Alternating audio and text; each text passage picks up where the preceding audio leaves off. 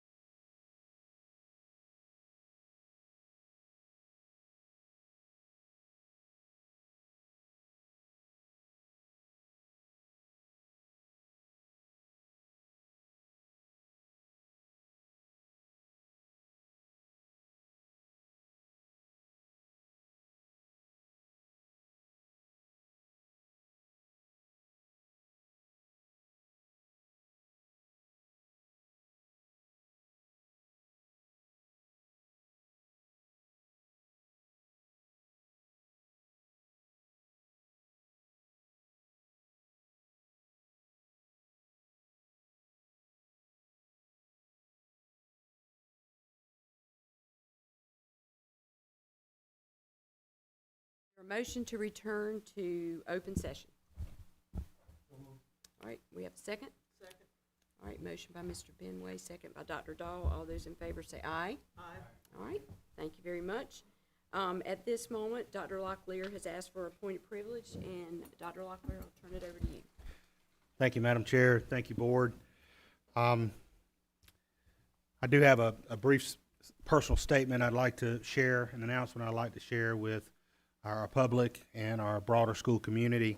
And I am going to use a statement to prevent me from getting too emotional, but I do appreciate this moment of personal privilege. After much thought, reflection, and collaboration and discussion with my wife, Debbie, I've informed the Board of Education today of my intent to retire as superintendent of Moore County Schools effective March 1st, 2026. This decision is driven from both personal and professional perspectives. From a personal perspective, this decision will enable me to focus more on my health, enable me to have more time to spend with my mom and dad, my wife, kids, broader family. Professionally, the timing of this decision is driven by our school district being in a great place overall. We have great stability and strength and leadership across our district from our senior level down through our schoolhouses. Our district, this timing also gives our district and will hopefully give this board the opportunity to work through a selection process for the next permanent superintendent, to potentially have that person in place sometime in the new fiscal year. I've had the awesome journey in public education over 31 years. From teacher, coach, assistant principal, area superintendent, deputy, and superintendent, it's been an honor to serve alongside so many incredible educators and to work with thousands of talented students. Serving as superintendent of Moore County Schools has been a distinct honor and privilege along that journey. As a Moore County native since age 11 and a Pinecrest graduate, returning home to lead this district has been a deeply meaningful opportunity for me. Over the past several years, I've witnessed firsthand the incredible commitment, talent, and heart our employee team has brought to their work each day. Whether they teach, their support staff, they lead, they drive, they cook, mentor, clean, coach, or serve in any other role across our 24 schools and district, our team has made a difference in the lives of our children, our families, and community. I cannot be more proud of what we've accomplished together. Our academic growth, our expanded student choices, the opening of more innovative high school, our strengthened community partnerships, and the culture we have built through the Moore County Schools Way. Our team's dedication and work has helped our district earn top statewide rankings and national recognition. But more importantly, it's created opportunities for every student who walks through our doors. Please know that I remain fully committed to serving our district and working with this board over the next few months. My focus will be on ensuring, as best possible, a smooth and steady transition. I want to thank the board and our entire employee team and school community for your support and your belief in our mission. Leading this district has been an honor, and I'm grateful for each of you. I look forward to continuing our work together in the months ahead, and as always, I remain fired up about the future of Moore County Schools. Thank you, Madam Chair. Well, I can't help myself with that. Thank you. Thank you. Thank you. Thank you. Appreciate it.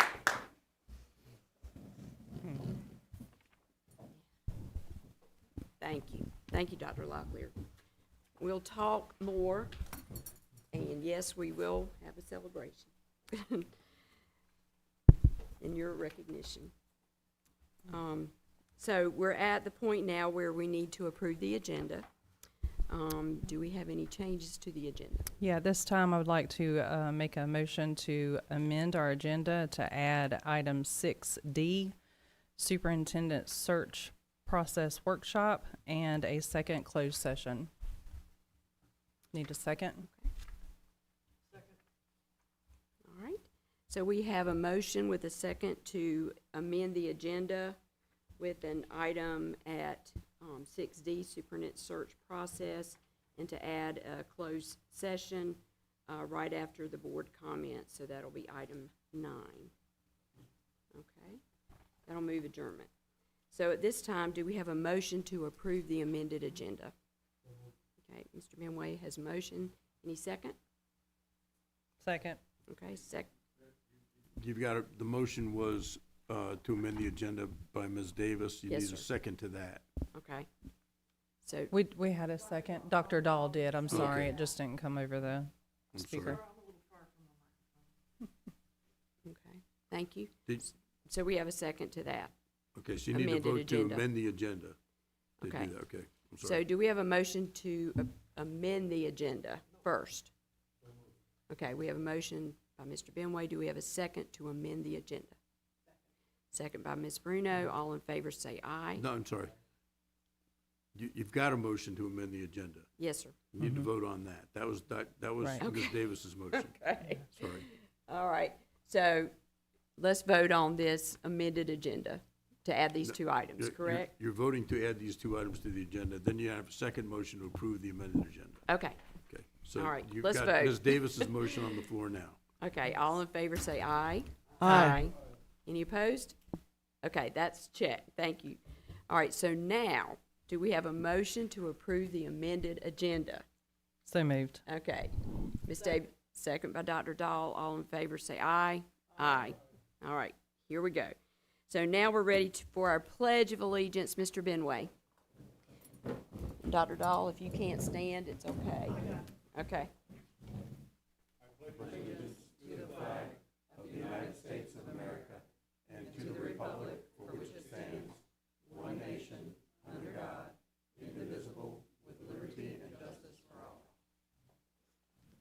And Ms. Davis, if you'll lead us in a moment of silence. Yes. If everyone would take just a moment for a moment of silence, please.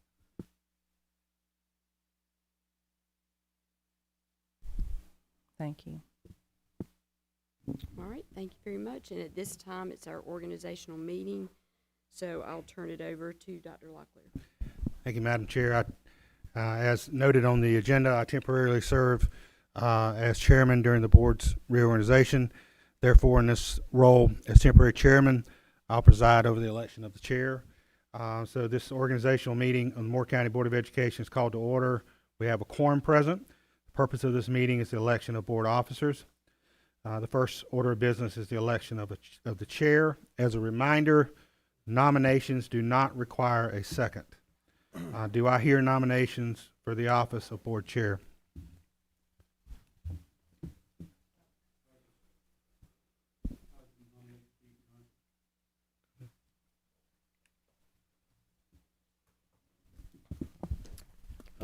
I nominate Dr. Calcutt.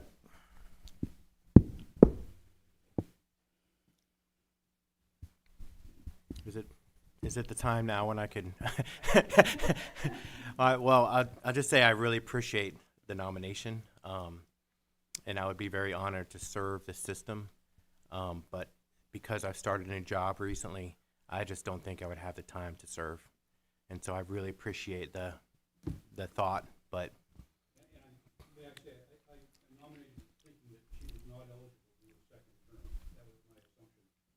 Oh, so you take it back. I get you.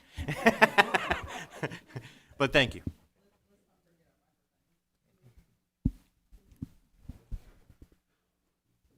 Any other nominations? Does it Yes, I require a no- second? Oh, sorry. No. Does not require a second, no, ma'am. I nominate David Hensley. So I have a question of candidate Calcutt. If you're re-voted chair, what exactly are you going to do for the Board of Education? What's your plan moving forward? Mr. Swartz, is questions allowed during this process, just for clarity? Well, we're gonna vote on someone. You think that they would articulate what they're going to do and people could thoughtfully consider it? It's up to the board whether or not you want to allow questions.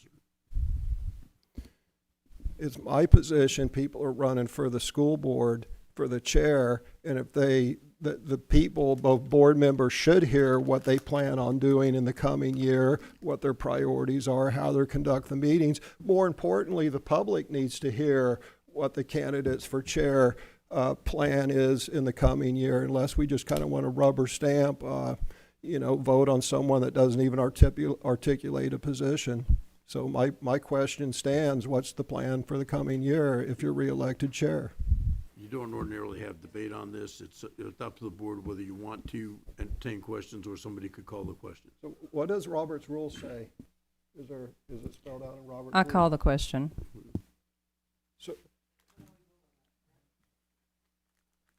So you don't want to have, you don't want the Yes. candidates to state their positions. Mr. I Schwartz, call we the need a question. second for a call question. Second. Okay, and there's no debate on call the question, Mr. Schwartz.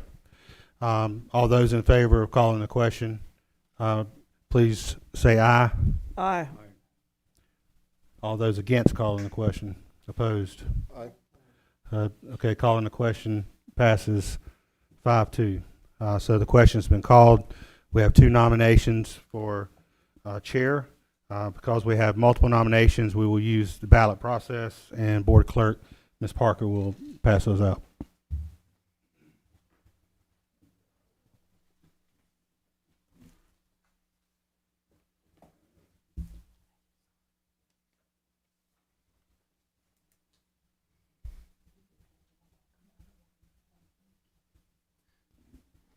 You're required to sign these ballots, and they'll be announced by Dr. Locklear, and they'll be public record until they're recorded in the board minutes.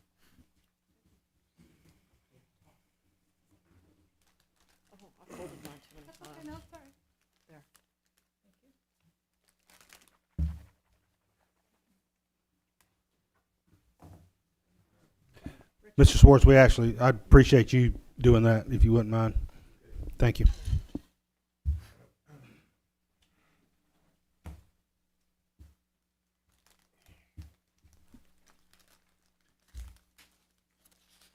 Mr. Benway has voted for Dr. Calcutt. Ms. Bruno has voted for Mr. Hensley.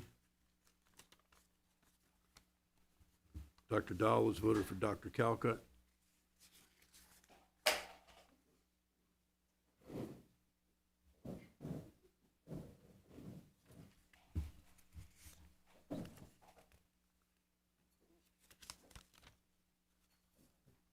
Dr. Calcutt has voted for Dr. Calcutt.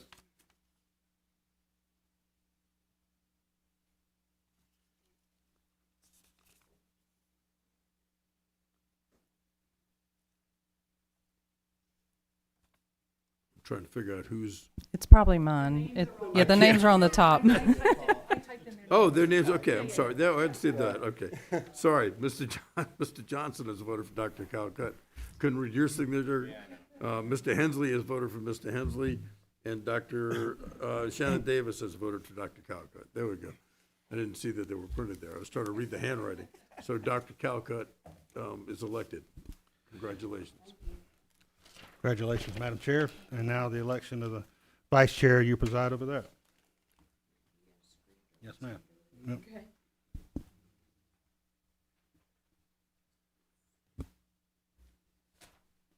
Okay. So we're now at the point for election of Vice Chair. Do I hear nominations for the office of Vice Chair? I nominate Ms. Davis. Okay. Any other nominations? So I have a question for candidate Davis. If you're reelected to vice chair, what exactly are you going to do in the coming year? What's your plan? I'll You need call to the first- question. You need to first Or- take any of the nominations. I'm sorry. Oh, any other nomination? Yeah, are there any other nominations? Okay, hearing none, the nominations are closed. Is there a motion to So- accept the nomination of Shannon Davis for Vice Chair by acclamation? So moved. I have a question. If you're reelected vice chair, in the coming year, what exactly is your plan to move Moore County Schools forward? You I'll have a call the motion on the question. floor. You need to determine if there's a second. It was seconded by Ms. Dahl. I made a Ms. motion. Dahl made the motion. Do we Oh, have I a thought it second? was seconded. Ms. Dahl made the motion Oh, I thought it was to seconded. elect Do- Ms. Davis by acclamation. Is there the Mr. second? Mr. question? Benway. Mr. Benway. So we have a motion by Dr. Dahl, second by Mr. Benway.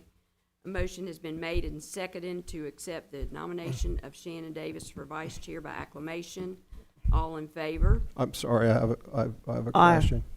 Aye. But, Now you but can entertain the question. Bef- Okay, but- all right, we'll pause to entertain the question. before we vote for you for vice chair, what exactly is your plan in the coming year to improve Moore County schools?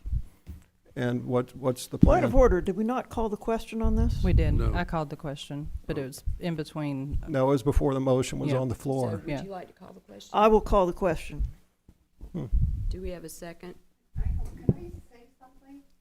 Well, We they have to want, call they the just want a question. rubber stamp without anyone having to say what I exactly don't they're gonna do. understand why, this is an election. Every election, people stand there and say, this is what I'm going to do, this is why aren't we doing that? There's, Why does everybody just want to shut everybody up? I don't get it. I don't Because see they that. don't want, this is a deliberative body, Right, and the last point of thing they order. want is Point of is order, Mr. deliberation. Hensley. I- Point of I- order. We heard from Ms. Bruno. Ms. Bruno, this is part of the process. It's not that we're okay. trying to shut anyone up. It's just that at this point, the board has made their mind up on who they want as vice chair.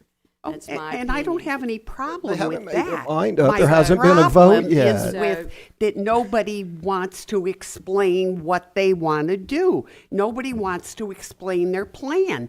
Anybody who runs for any office, I don't care what it is, they have a plan. They get up in front of people and say, this is my plan. This is what I want to do. This is what I want to do for the future. Not them. I ran for school board. You guys ran for school board. So- You all had a plan. Right. And that's still in place, Ms. Bruno, is my opinion. So at this point, we've No, had no, a no, it question. can't be in place because the same plan that you ran for school board is different now that you hold an office. I don't understand why nobody wants to talk about what their plan is. Here, nominate me. I'll say exactly what I'll do as vice chair. I'll So- lay it Has the all question out. been People called? can- Yeah, Or- we've had yeah, a so we question, should- I think it needs and a we second. can move on. You I've have a already said- motion on the Yeah. floor by Ms. Dahl to call the question. You don't have a second that I heard. Ken seconded. Mr. Benway seconded. Are you seconding, Mr. Bowie? Yep. Okay. So at this point, we need to vote on the question. So all in favor of calling the question, say aye. Aye. Any opposed? Nay. All right, motion passes 5-2. So now, at this point, a motion has been made and seconded to accept the nomination of Shannon Davis for vice chair by acclamation. All in favor, say aye. Aye. Aye. All opposed? Nay. All right, the motion passes 5-2. We have a vice chair. Congratulations. All right, at this time, we are at item 4, reports, information, and discussion. And Dr. Locklear, I'll turn it over to you. Thank you, Madam Chair. Congratulations, Madam Chair and Madam Vice Chair. Ms. Evans, if you'll come on up with Mr. Smith. This is our report on audit of fiscal year 2024-2025 on the Moore County Schools financial statements. I'll let Ms. Evans introduce Mr. Smith and the presentation. I want to thank Mr. Smith and his team for their work.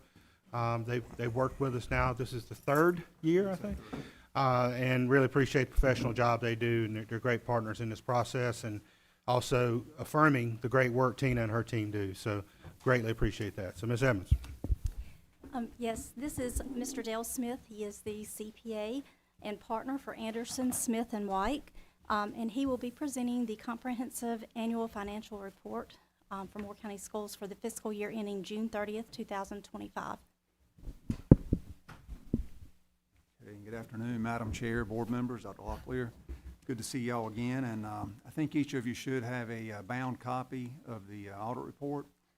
And it is still labeled draft due to a delay that we encountered with the federal compliance supplement being released.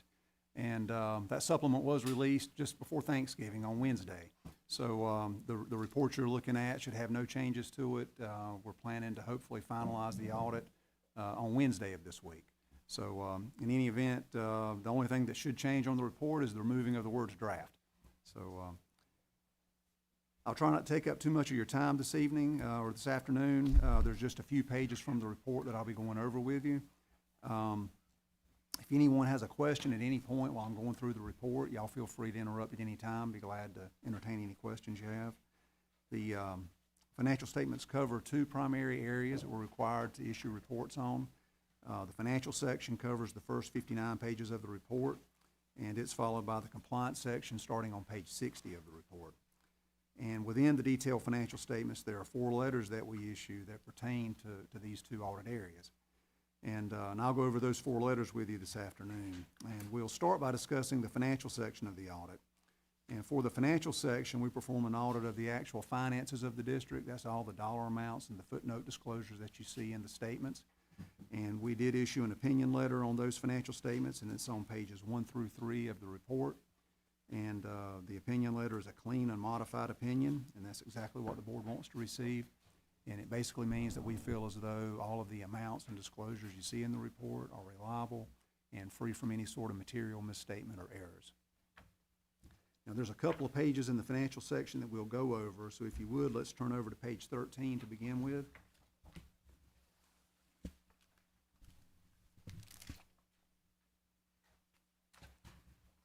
And page 13 is the balance sheet of the governmental funds of the district, so it's like a snapshot of where the district stood on June 30th, 2025. And we'll be focusing to begin with on the first column, which is your general fund. Okay, and there at the top, you can see the general fund had cash and cash equivalents of $7,300,250, and that made up the majority of the total assets, which were $7,612,211. And if you take your total assets minus the total liabilities there in the middle of the page of $2,961,157, you get the district's fund balance at June 30th, which is the next to last number in that first column, of $4,651,054. And that ending fund balance represents a decrease of about $736,000 from the fund balance that was reported at June 30th, 2024. So fund balance went down about $736,000 last year.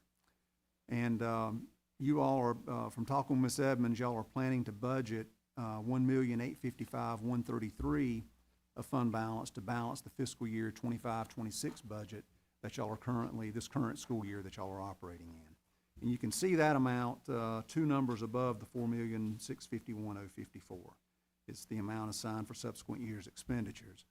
And that leaves the district with $2,444,893 of unassigned fund balance at June 30th, 2025, and you see that number just above the $4,651,000. And the district has a policy to maintain an unassigned fund balance at a minimum of $1.5 million, maximum of $4 million. So the district is currently somewhat at the low end of that range at this $2.4 million. So if the district does end up spending the $1.9 million, that $1,855,000, if y'all end up spending that in this current fiscal year, you wouldn't be able to spend $1.9 million again and stay within that $1.5 to $4 million minimum maximum range. Does everyone understand that? Because at that point, you drop below the $1.5 million. You would only have about $944,000 left that you could budget and still stay within the $1.5 million.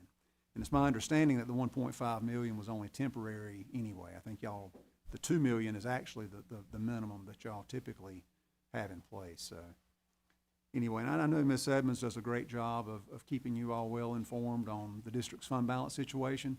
But, you know, we do like to, as part of the audit, when we talk to you all, emphasize the importance of monitoring fund balance and just let you know exactly where you stand so that, you know, if you have any questions, you can ask them. So does anyone have any questions about the district's general fund balance as of June 30th, 2025? Okay. All right. Now, if you read across on that fund balance line, you can see that the state public school fund and federal grants funds, they carry 0 fund balance. That's normal. Y'all spend those dollars in the year that you receive them.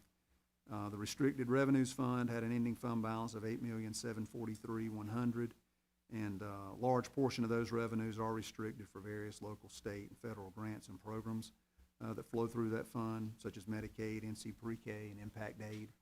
Y'all do have some unrestricted monies that flow through there, indirect cost, tuition and fees also flow through that fund as well. Any idea what portion of this 8.7 million is unrestricted? You see the 7,338,779. Yes, sir. The majority, that's pretty much the unrestricted amount that's within Fund 8. Wow, so when you say Fund 8, the majority of it is restricted. Well, the revenues that flow through are restricted, so they have to be spent a certain way. Yeah, but this is the fund balance. This is the fund balance we're talking about. Y'all So, have unrestricted monies that come through there, like for indirect costs, tuition and so, fees. yeah, so if I interest. understood you correctly, we have $7.3 million worth of unrestricted money in our restricted revenue fund. It's, I think that's what you just said. yeah. It's available to be spent at the discretion of how the board wants to spend it. That's interesting. Thank you.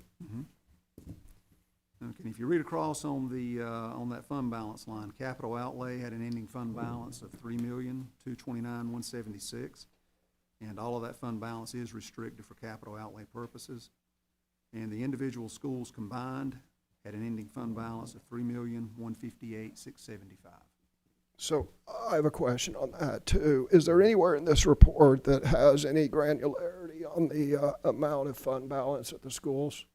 Like a detail of each school's fund Yes, balance? sir. No, I don't think That's there's, beyond. there's not a detail by school, but Okay. Tina could easily give you that. Yeah, no, that's fine. I was just curious. About 140,000 per school. Yeah. Feels about right. Yep.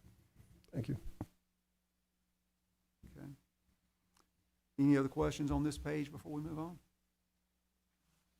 Okay, all right, let's go over to page 58 and we'll talk about the school food service fund.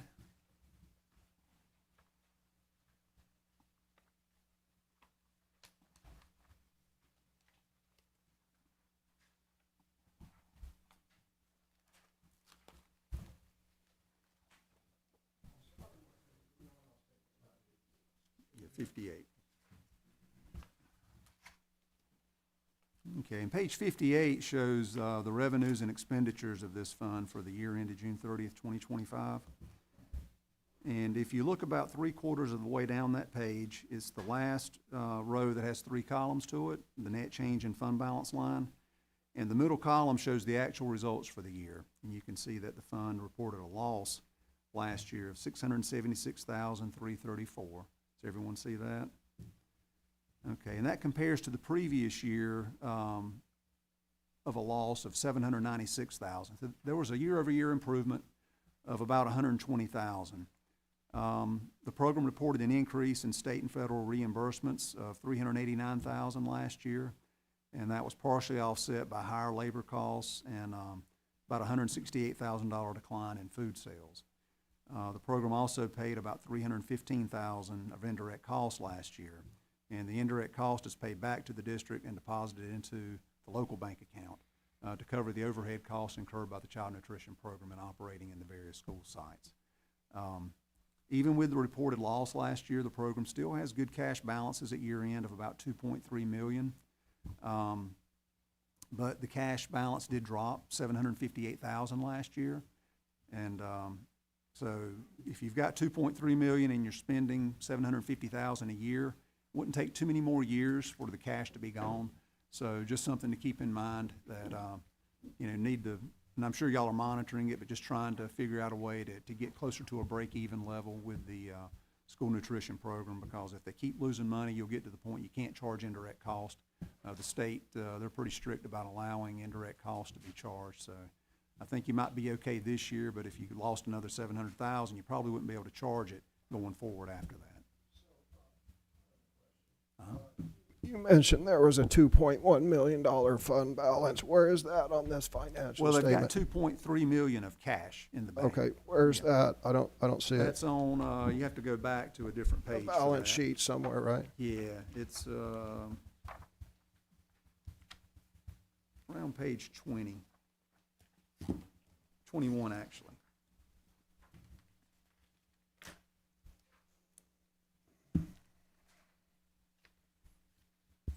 Can I ask a question? Cause, Sure. Oh, yeah, are you so- saying it's right, I'm sorry, the Good. first line there, It- two point it three is two the four? cash and cash equivalents at 2,324,000. Okay, just a reminder to everyone, we knew, Moore County Schools, the school board's knowing about this fund balance, and some of it's been spent on upgrading equipment, and then there was a conscious decision, I believe, to extend some lower price food, reduced lunches, with the realization that at some point, it might be this year, that we would have to stop that deficit situation. So this was not unknown to the school board in previous years. It was intentional, I believe. Is that correct? Yes, sir, you're correct. We haven't raised the school lunch prices in a few years. That was intentional. And the Child Nutrition Services had a significant amount of cash on hand. And correct me if I'm wrong, but the state does encourage them to spend that down They do. and not carry that. And so there was an intentional process to do Yeah, that. we also increased the quality of the food too. Yes, sir. So that deficit was intentional, but at some point it's gonna have to be addressed by the board. And actually, that was my question, is how did they, how did that accrue happen? Like, how did we accrue those funds in there? Some of it's coming through COVID and reimbursements and COVID, and some of that, if I remember correctly, build up that cash balance. And so there was an intentional plan coming out of that to spend that down. It was the first time we had qualified, perhaps ever, to charge indirect costs to Child Nutrition Services. And so that was part of what we did as well. And a lot of child nutrition programs were able to make money during the COVID years that we audited across the state, but then they're all starting to lose money now. It's not getting as much in reimbursements, but yeah. So y'all aren't the only ones in this situation.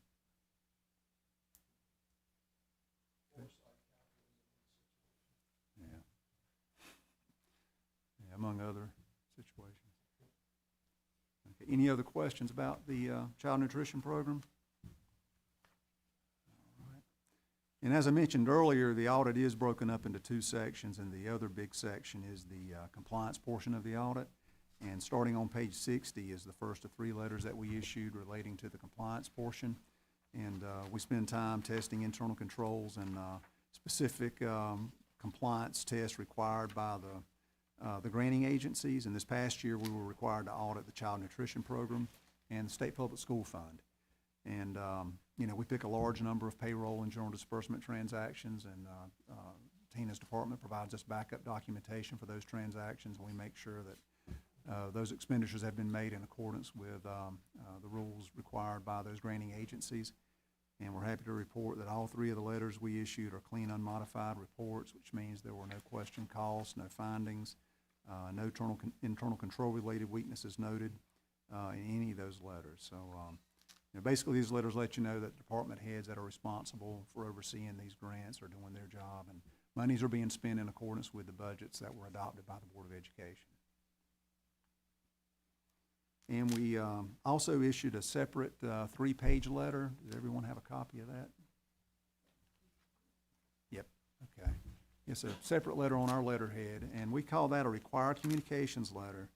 And it basically has boilerplate language, and it's considered a clean report, but it does touch on several areas that as your auditors were required to report to you on. It discusses that there were no difficulties or disagreements encountered in dealing with management during the audit. That there were no uncorrected misstatements noted, and there were no reportable issues noted during the audit.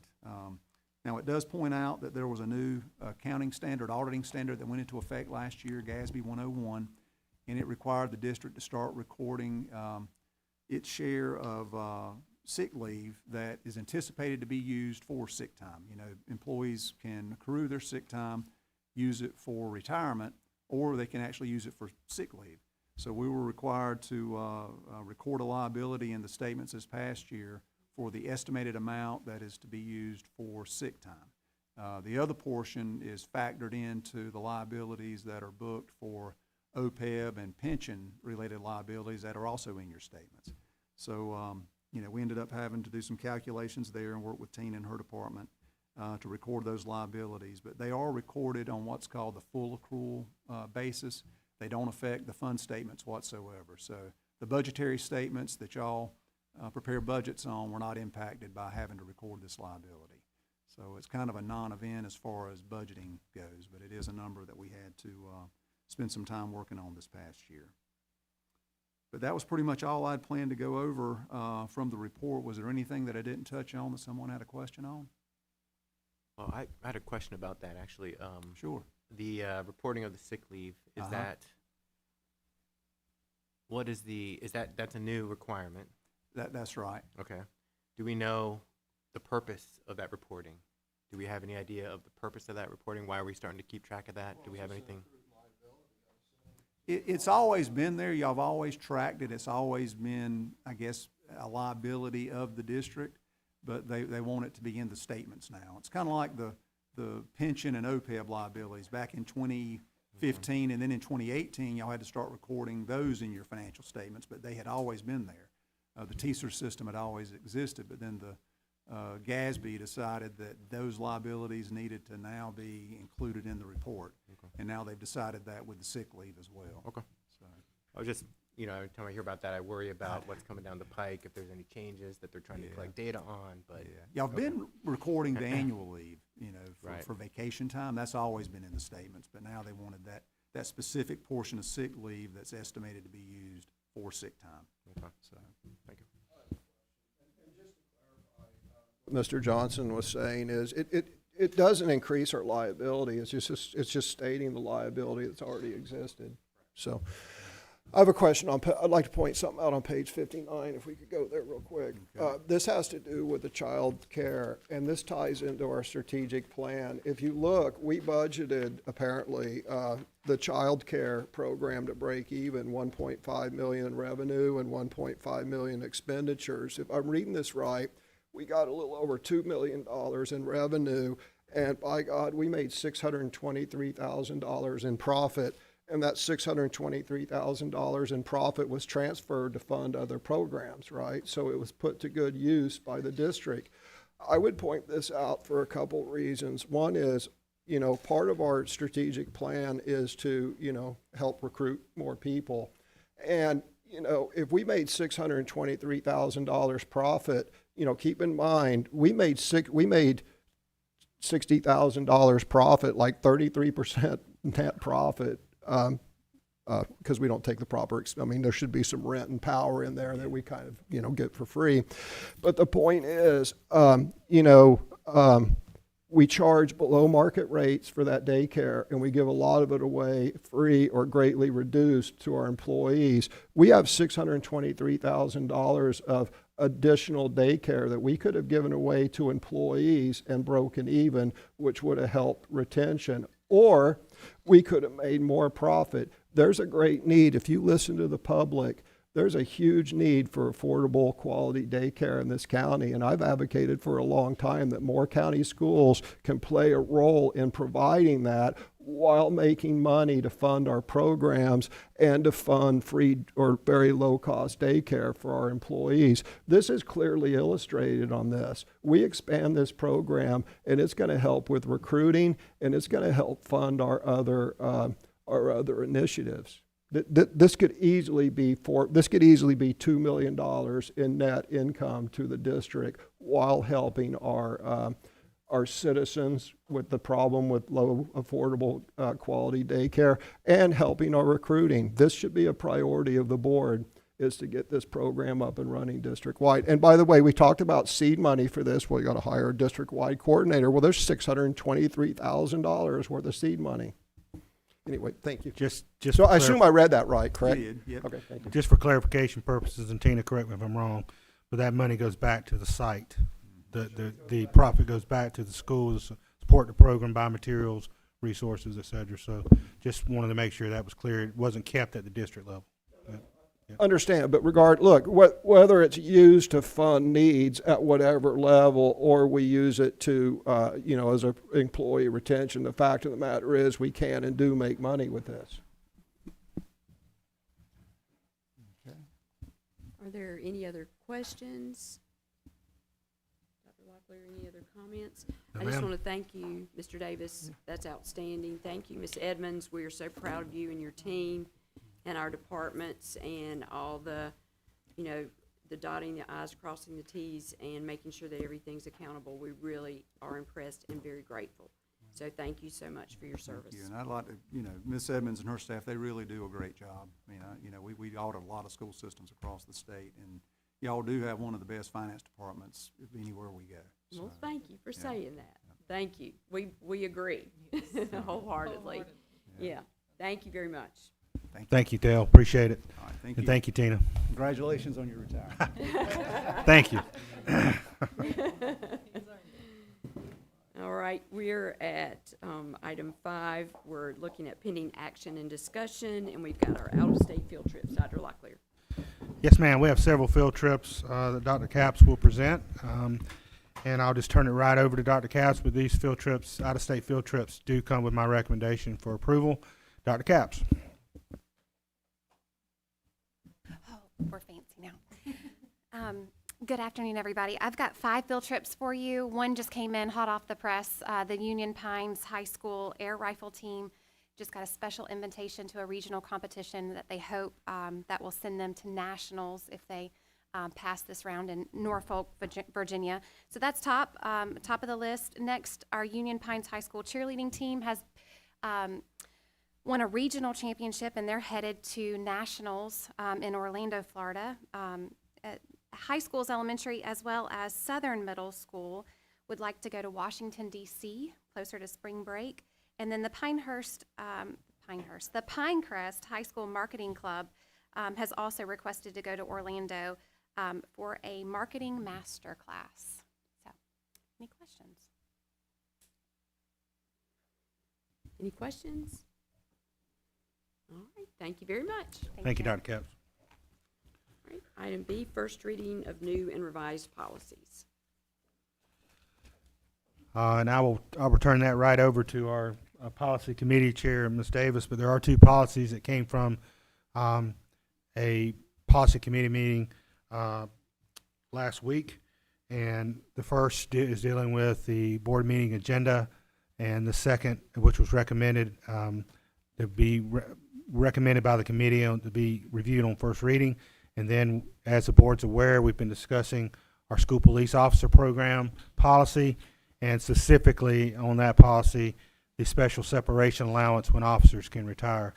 And I'll be happy to ask Dr. Patterson, who's just walked in, to pull those up. But I'll turn it over to Ms. Davis for any comments that she or any of the committee members have about this before we walk through each policy change. Thank you, Dr. Patterson. I'll give you a second to get settled. As far as the policy 2330 board meeting agenda, Dr. Dahl was the one who brought this forward. So at this time, I'd just turn it over to her, and we'll get it pulled up on the screen, Mr. Batchelor, and the adjustments that were made. If Dr. Dahl would like to go ahead. Yes, this was my initiative. We had, it was following a rather lengthy regular business meeting. I discussed with, or asked Mr. Schwartz for some thoughts on how we might streamline the meeting. There had been a lot of discussion which had kind of wandered off topic, and we were here for a very long time. And he told me that most boards discuss something at their work session and then put it on the consent agenda, and it stays on the consent agenda. And I've thought that, after discussion with him, thought that we could make a policy to do that. It still will be possible for us to take something off the consent agenda, not so that we can repeat the same discussion that we had, because any member of the public who wants to know what we said can perfectly well look at the video of the work session. But if between the work session and the regular business meeting, we find out that members of the public are showing a great deal of interest in the topic, then board members can agree, and a minority of board members can agree to take the item off the consent agenda and put it on the action agenda. But otherwise, items will automatically go onto the consent agenda, and we will not have to rehash everything a second time in our regular business meetings. And again, the goal is to streamline our regular business meetings. Keep in mind that we are not the only ones who sit here. Our staff, our central office staff, often need to stay to the ends of these meetings. And so this is a way to show some consideration for them as well as for one another and the public.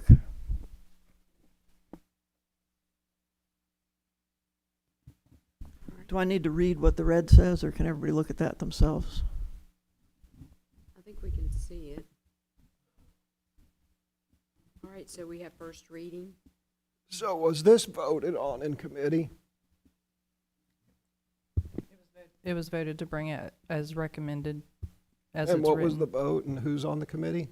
Myself, Dr. Dahl, and Mr. Johnson, and it Okay, was, so all three people voted for this yes. in the committee, okay. Mhm. Question for Mr. Schwartz.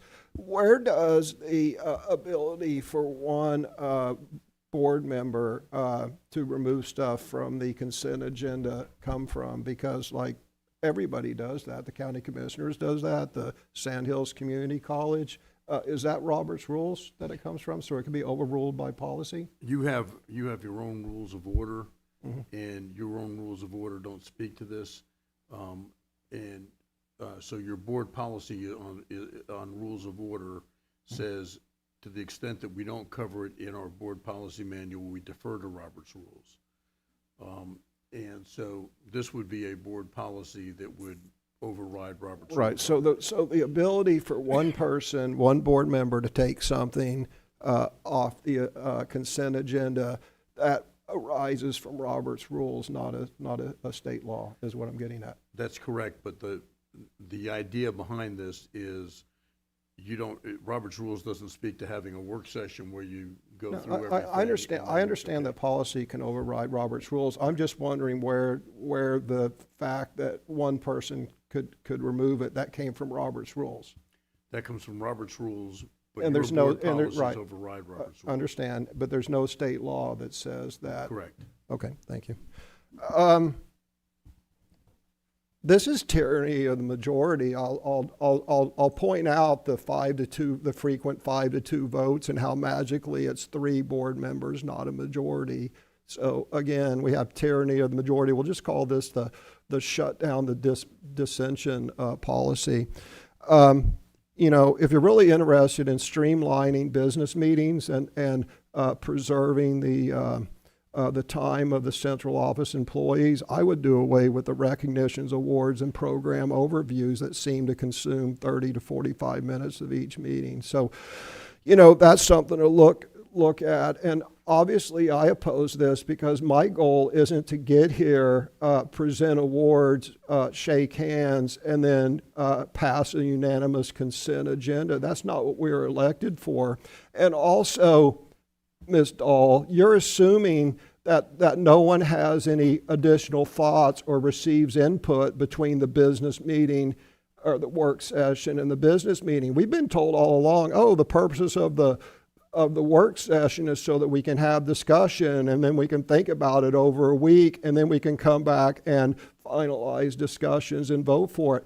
This board, you guys are trying to do just like you did for the elections of the chair and vice chair. Let's not say anything. Let's not make the candidates for chair or vice chair articulate what they're going to do. Let's not have any discussion and debate at the business meeting when people are here. You guys just want to clearly demonstrate that you just want to be 100% rubber stamp board with no discussion and debate, because quite frankly, this policy would require everything to go on the consent agenda because everything is discussed in the work session. So why even have a business meeting? I mean, this is just 100% counter to what the public elects us for, and that's discussion and public discussion and debate. But again, it's the tyranny of the majority that we see here so frequently, shutting down the minority. Note that a minority of people can place something onto the action agenda from the consent agenda. It does place a little burden on one individual who wants to move it to be persuasive and to persuade 2 other board members to join them. And I think that's reasonable. We can have conversations. We can listen to one another's point of view and try to persuade one another. But most things do not need to be hashed over twice. And I would disagree. I think the recognitions are a very important part of what the board does. And my understanding is that many boards spend most of their time on the recognitions, and then the business part of the meeting usually goes pretty quickly. That's because they're rubber stamp boards. And if you look at boards across the state, and I actually did this over the weekend, oddly enough, looking at something else, but they seem to follow this whole awards, recognitions, program overview, and then quickly rubber stamp on the consent agenda. Again, that's not what people vote to have elected officials for. And as far as the reports or the recognitions, maybe those could be done at the school where the people getting recognized get in front of an assembly of the people that they see and support every day. There's other ways to do things. And this board just never seems to visit it. And, you mentioned that, a board member could be more persuasive and get 3 people. I don't think that's possible with this board. I mean, I couldn't even persuade 3 people who were about to vote for chair to require the candidates for chair to actually discuss what they stood for and what they were going to do. 5 people voting for chair weren't even curious enough to hear what the chair had to say she was going to do. So I think it's a bit Pollyannish to think that getting a 3rd person with this board is going to happen regardless of how persuasive you are. It just isn't going to happen. Like I said, it didn't even happen. No one was even curious to hear what the candidate chairs had to say. So your viewpoint's Pollyannish is my point. I would say that I disagree with what we were elected to do. I think we were elected to handle the business of the people and the school district, not necessarily to spend hours rehashing things that have been discussed the previous week. And as far as being persuasive, I think the operative word is more. Well, I'll chime in. I did vote and I did support this, and I do support this. I think the time for discussion, debate, healthy debate is in the work session, and hash it all out and make sure we get all our feelings known. Procedurally, I don't see this as a huge change in what we typically do at the end of a board meeting, which is talk about what's on the consent agenda versus what's on the action agenda. When we do that, typically if there's topics that we have that we know are controversial, we put on the action agenda. And I think a majority, at least 3 people on the board would vote to do that, process-wise. So for example, like Carthage Elementary, that's obviously a hot topic. We're not just gonna discuss it here, but we're gonna move that to the discussion agenda piece, the action agenda piece, at the regular business meeting. So in the essence of trying to make sure we are clear with staff about who should be here and be prepared and for the business meeting, that's why I support this, so that staff can be fully prepared and the folks that here don't have a last minute change that they're not prepared to handle at the business meeting.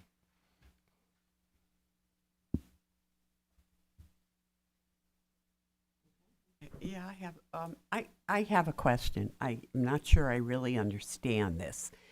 So if I come in and there's something on the agenda that I really want to question, I can't do that as a sole person? Correct. You can, there are 6 of us, and you can call us or email us or text us or go out and have coffee with us and discuss why this is important to you, and most likely get 2 people on your side. See, that's the difference. I would rather these discussions happen in public rather than in coffee shops and in closed rooms. That's the difference between you and people like Pauline and myself, because I sincerely believe these conversations about policy, whether it's selecting a school site, whether it's voting on a policy, whatever, I strongly believe that, look, in business, I have all kinds of private conversations that never see the light of day, but we're elected officials and we are duty bound For our obligation is to be as transparent as possible, not meet in coffee shops and have little whisper campaigns. Madam Chair, I just want to point out that the change would say that at or before the regular business meeting, any item on the consent agenda shall be removed and considered separately upon the request of any 3 board members. So if you had a question, for example, on an item that you wanted to have removed from the consent agenda, you could send in a request by email, ask if any other 2 board members could join you. At the board meeting, you could make a motion to remove that from the consent agenda and have it put on. Except, And ask if there are any 2 other people that haven't removed. So at any point in time, 3 board members agreeing could remove, any 3 board members could have an item removed from the consent agenda. And So Mr. it's not a Schwartz, matter of, conversations in the coffee shops, although that's one option. It could be an email, it could be, conversations among board members between the work session and the board meeting. It could be at the board meeting. So there are a lot of different options for doing that. Well, It's at or before, at any time before the adoption of the agenda at the regular board meeting. That could be done. and that could be done at the end of a work session where there's Right. clear consensus that an item needs to stay on action. Mr. Schwartz? That's correct. But one of the scenarios that we imagine is that something comes up in a work session and we all discuss it and we put it on the consent agenda and we think everything's good. And then we start hearing from the public that they have more interest in the topic than we imagined. And then we have the flexibility to go ahead and put that on the action agenda.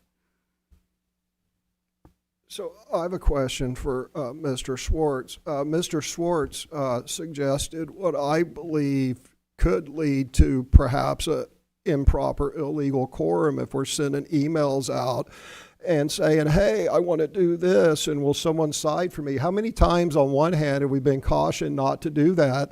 And then it's kind of being casually introduced. Oh, well, one way you could comply with this, you could just send an email out going, hey, who's going to side with me? How is that not an illegal quorum that we've been told not to do by yourself dozens of times? I mean, where's the distinction?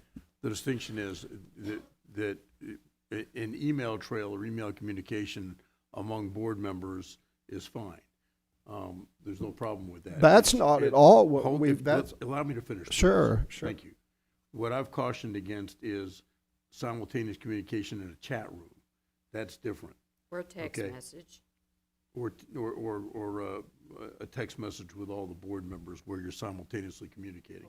If you're emailing and they're just consecutive emails saying, I've got a concern about this item being on the consent agenda, I'd like to, and I'm going to ask for it to be removed. If there are any other board members who feel the same way, please let it be known. That's fine. There's nothing wrong with that. Okay, so Under the open. just to be meetings law. clear, I obviously misunderstood. So now we're in full support of board members having threaded conversations via email. That's now not a violation of the open meetings laws. You can't be making decisions via simultaneous communication. Email is not a simultaneous communication with all the board members. Okay, it's just sending. So I'm confused. So we can send you said we can't make decisions via email. Is that what you said? But we can You make a can't take- decision to remove something off the consent agenda via email. So I'm confused as to what we can and cannot do underneath this policy. Okay, under your current board policy, if any board member says, I'm going to ask for this item to be removed from the consent agenda, it gets removed. Understand? All right. If you were communicating and saying, I'm going to ask for this item to be removed from the consent agenda, and you need 2 other people to join you in that, that's not taking any board action. That's just following the policy to remove an item. Okay, so the bottom line is we are perfectly okay to have threaded conversations about topical items via Moore County School email, and that's okay. And you need to understand that's public record. Okay, understand. That's 180 degrees out from what I've understood in 5 years training, but we'll start having threaded conversations on topical issues via email. That'll be great. I just thought that we always acted like that was prohibited. I am not recommending that you do that, just as a precaution, but, but you could and it wouldn't. You do it. suggested it. It's not simultaneous communication is the point of emails. Where, Well, well, no. well, Well, I'm I here to do would that. definitely not be participating in No, that me because either. I Yeah, wouldn't believe either. that we should have that in public as well. And so any kind of topics that we're diving into a topic of conversation, I believe that should be fully transparent in front of the public. I will not participate in any threaded conversations over email regarding public interest at all. But on this item of the policy of what is added to the discussion or what is added to the agenda, that I think is totally appropriate as long as we're not discussing that item over email, personally. I largely agree with Mr. Johnson. If people start sending policy-dense emails, they will find me not participating, but I'd be happy to discuss, say, one of my colleagues, Mr. Benway, wants to move something to the action agenda and sends out an email, I would respond to that. We're Sorry to talking pick on you. Process. now. You were looking at me, so I picked on you. So we're talking process, is what we're discussing here. Yes, sir. Well, I would think that the proper process would be for any board member to email the chair and copy the rest of the board with what they would like to be removed, and then another email, or excuse me, the board member would respond to the chair saying that they support it, and it would actually, all communication would go directly to the chair and to be able to be tracked. But again, it would not be discussion of the item itself, but whether or not the need is to remove it from the consent agenda. Ms. Bruno, did you want to say anything? yeah, I wanted to ask Richard, am I losing my autonomy over this, with this?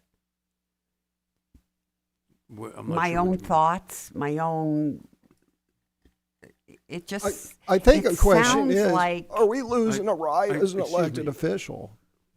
Yeah. I was just Mr. helping her Mr. phrase it. Schwartz, Ms. Bruno, did you?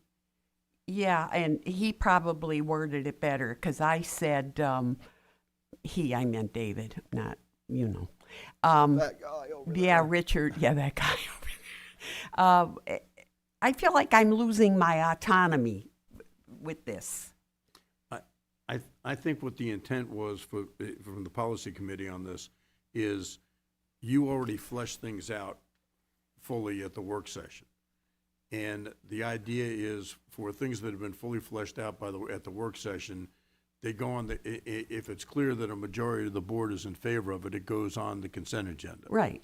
Okay? Yes. At any time then, prior to the adoption of the agenda at the regular board meeting, if 3 board members, which is less than a majority, say, I'd like to take this off the consent agenda so that we can add it as an action item and fully flesh it out again, or have a presentation to the public again, keeping in mind that you've already done it once at the work session and that these are public meetings and they're recorded and they're available for reviewing and everything else, then the idea was simply to try to make things more efficient instead of spending an Okay. hour and a half on one item at the work session and then do the same hour and a half again at the regular board meeting a week later, when it's clear that there's a majority that supports going forward with it. Okay. Thank you. So I have the same question she has, but it wasn't answered. We understand I understood what Ms. Dahl said, which you just restated. Thank you for doing that. But her question is a bit deeper. As an elected official, she has a duty and a right to speak out. Her actual question wasn't why these people are proposing this policy. Her question is this policy somehow violating her rights and her duties as an elected official? That's actually her question. Her question wasn't that these people want to shorten the meeting so they can get home to Monday Night Football or whatever. So No, is this policy somehow restricting our rights and duties as elected officials to stand singularly? That's the question Well, that I you can- have. You can ask two other people to support. Ms. Chair, I asked the your- attorney. I understand, your I understand, proposition. I understand your guys' scheme is 3 people. My question to the board attorney is, as an elected official, we have a duty and a responsibility frequently to stand alone. And does this policy somehow violate our fiduciary duty and responsibility as an elected official? It's a very conceptual question. I don't see it as doing that at all. You can always vote against the consent agenda, and you can say why. Okay, can I Yes, ma'am. speak again? Sure. The reason why I'm asking this is because I had a lot of difficulty with the water problem in Carthage. And I was told it would be on the agenda for the May meeting. So it's not on the meeting, it's not on the agenda for last month's, or for last May's meeting. So I came in here and I said to Robin, I am not going to approve this agenda because I was told it was going to be on the May meeting. And I did that as a sole person, so I'm not going to be able to do that anymore. Correct? Am I explaining not sure- myself I'm not right? sure I You follow. remember, I do, Tim. Ms. Bruno, and that was a misunderstanding of myself, but that that was amending the agenda.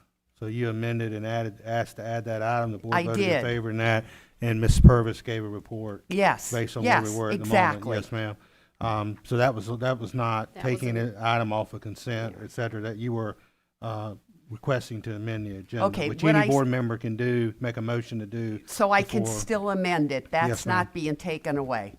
Yes, ma'am, you could correct. always Okay. make a motion to amend the All agenda. right, thank you. Before the agenda is approved, that's a majority. After it's approved, it would have to be 3/4, Mr. Schwartz.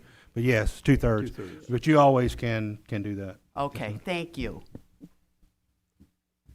Needless to say, this will not be on the consent agenda for next week. We didn't expect that it would be, sir. And I would just say that the business meeting is the opportunity that any board member has to make their statement about how they feel on any particular subject. So nobody's rights are being taken away, and I think that it's dishonest that it would be presented any other way. I Actually, would like Vice Chair, you said the business meeting is there so that any board member can say what they want on any particular topic, but you're voting for a policy that's going to put everything on the consent agenda. So your policy that you're proposing is doing the exact opposite, literally the exact opposite of what you said. You're taking away the rights of board members to say what they think about any given thing during a business meeting. This is literally doing the opposite of what you just described. We'll just have to agree to disagree on that, sir. Well, explain to me how putting things on the consent agenda, if Pauline wants to speak about it, how that gives her the ability to speak about it if she's the only one who wants to speak about it. Right now, she could just speak away. And you're taking away that right. But while you're taking away that right, you're saying it's actually preserving that right, and it's doing the exact opposite. Well, we have an opportunity to vote on this later, so we'll move on to policy Madam Chair, 36. can I Oh, just make one more okay, comment? yes, ma'am. So I would like to echo something that Ms. Davis said back at the beginning. I felt she said it very briefly. And I want to make sure that everybody understands that when we have something on the action and discussion agenda at the regular business meeting, our central office staff has to prepare a presentation. They have to plan to be here. And so, that is a burden upon them. And if we try to make a practice, the policy does say we can, up to the time that the agenda is adopted, so it doesn't completely remove all guesswork from them, but it helps them know what they have to prepare for and relieves them of some of the burden of having to make presentations twice. And so, again, it is a benefit to our staff as well as to us and our constituents.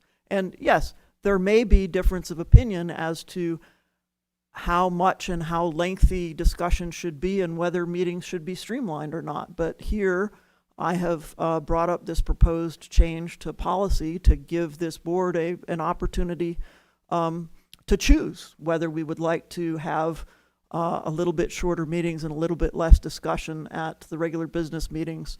And so we will put it to a vote. Did you come up, just out of curiosity, did you come up with the idea of of this procedure and saying there has to be 3 people and all that? Or how did this come about? Was this 100% your idea? No, I had a conversation with Mr. Schwartz. And how would you characterize that conversation? Like, could we make this happen, or how do we make this happen? Or did you say, how do we shut up Hensley, or what? How exactly that conversation go? No names were mentioned. It was after a meeting that was long and really kind of exhausting. And I noted that a lot of people besides me were exhausted, and I was concerned about the well-being of some of the professional staff. And I asked Mr. Schwartz if he had ideas of what we could do to streamline our meetings, and this came out of that. All right, thank you. Let's move on to policy 3660, 7450, police officer program. Thank you, Madam Chair.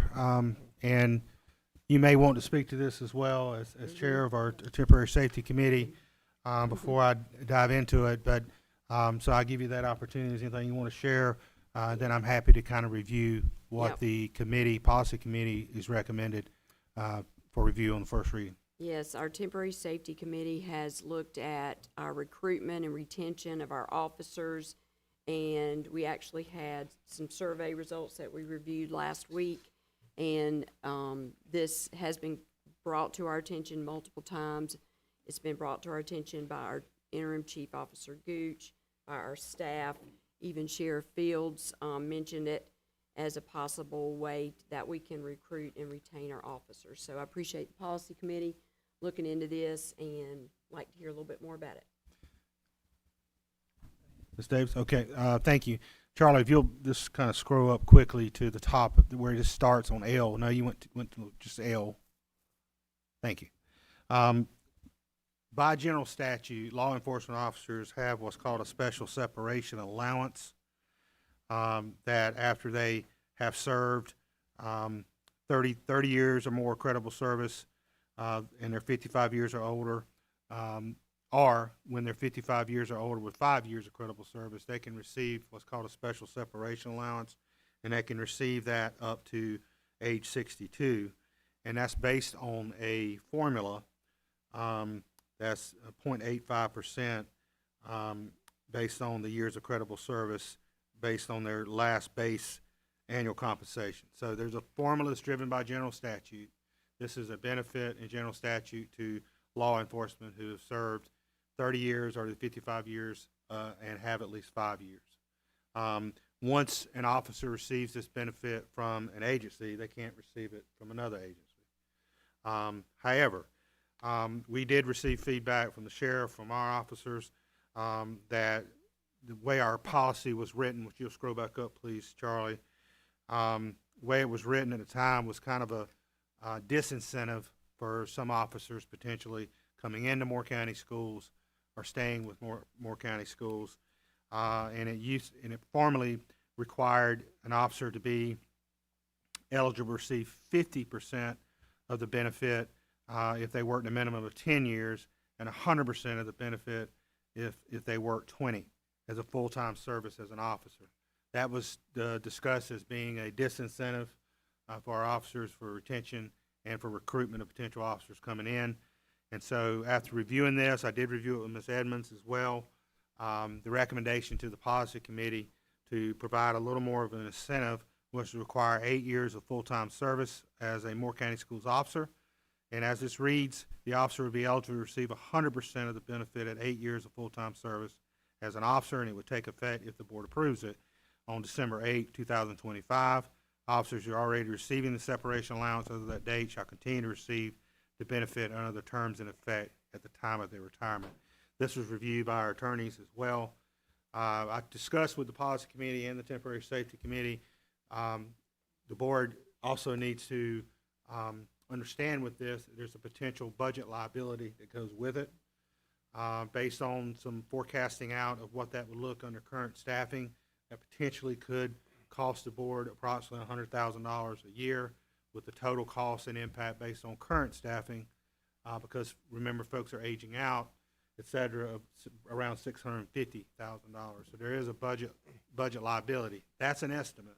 It's a bit of a moving target based on who's on your staff, based on when they decide to retire, based on if they already have a separation allowance from another agency. So that's a bit of a moving target, but I think it's important for the board to understand with changing this policy, it does create some additional budget liability. Whereas right now, while there's, I think, 2 current retirees that are receiving this at a much, much lower place, much more lower cost to the district. So I just wanted to make sure the board was aware of that impact if you approve this. However, based on the feedback we received, this would be a positive incentive for recruitment of officers and retention of officers, knowing they wouldn't have to work for 20 years to get that full-time separation allowance. So that recommendation came from committee. I don't know, Ms. Davis or Dr. Calcutt, anything else you want to share? Not necessarily, other than the fact that we did discuss that we understand it could potentially be a budget liability, and that the board should, although we recommend this, it needs to be done. Just that we're aware that we need to plan carefully in the future for our budget for it. I have some questions for clarification. And I got to read the entire thing, right, thoughtfully in the coming week, because this is important. Actually, 2 questions. One is, the part in the red at the end, does that say that people who are currently retired are not eligible for this new program, or they are going to get the new program? They're not eligible. They would continue under what the policy was when they retired. Okay, that's what I thought that said. I need to make sure. So just to make sure, people who are currently retired get whatever they got when they retired. Okay, thank you. And then, does this say they get 100% of their pay after 8 years of service or 10 years of service? No, sir. It's a formula-driven. Yeah. And I'd have to, Ms. Edmonds I could have her have a little briefing on the formula maybe for the board if that would help. But it's discussed earlier in the policy. Yeah, I'll have to read it closer because but it's not the full amount, no, but sir. Approximately how much? Is it 50% of their pay? Is it 80% of their pay? Is it 10%? I mean,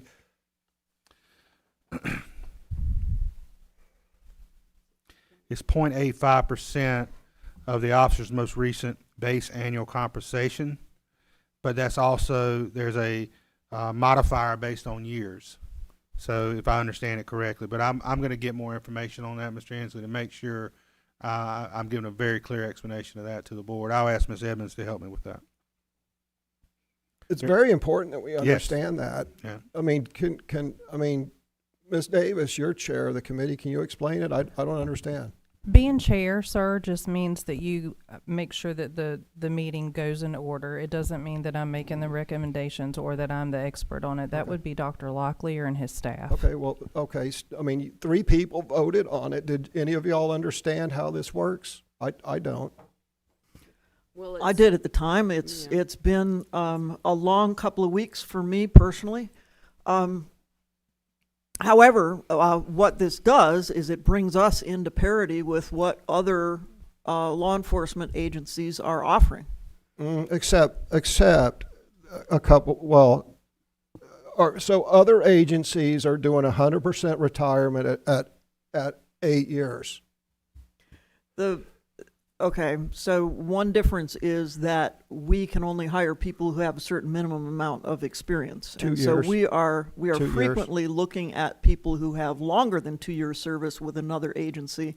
And so when they look at transferring to Moore County Schools, they're looking at reducing their potential separation allowance earnings. And so we want to remedy that so that they're not at a financial disadvantage by coming to Moore County Schools. And shifting the retirement burden on our local educational funds is what we're doing. But another very important point, when you say that we're on parity with other agencies, it's very interesting because when I first got elected to the school board, I talked to the then chief deputy Moore County, and he actually advocated for this, and he wanted it retroactive for probably obvious reasons. That's why I asked if this was retroactive. But an interesting thing about our police force, and you talk about parity, our police force is one of the only publicly funded police forces in Moore County that if somebody retires from another department, like the sheriff's office, they put in their 20 years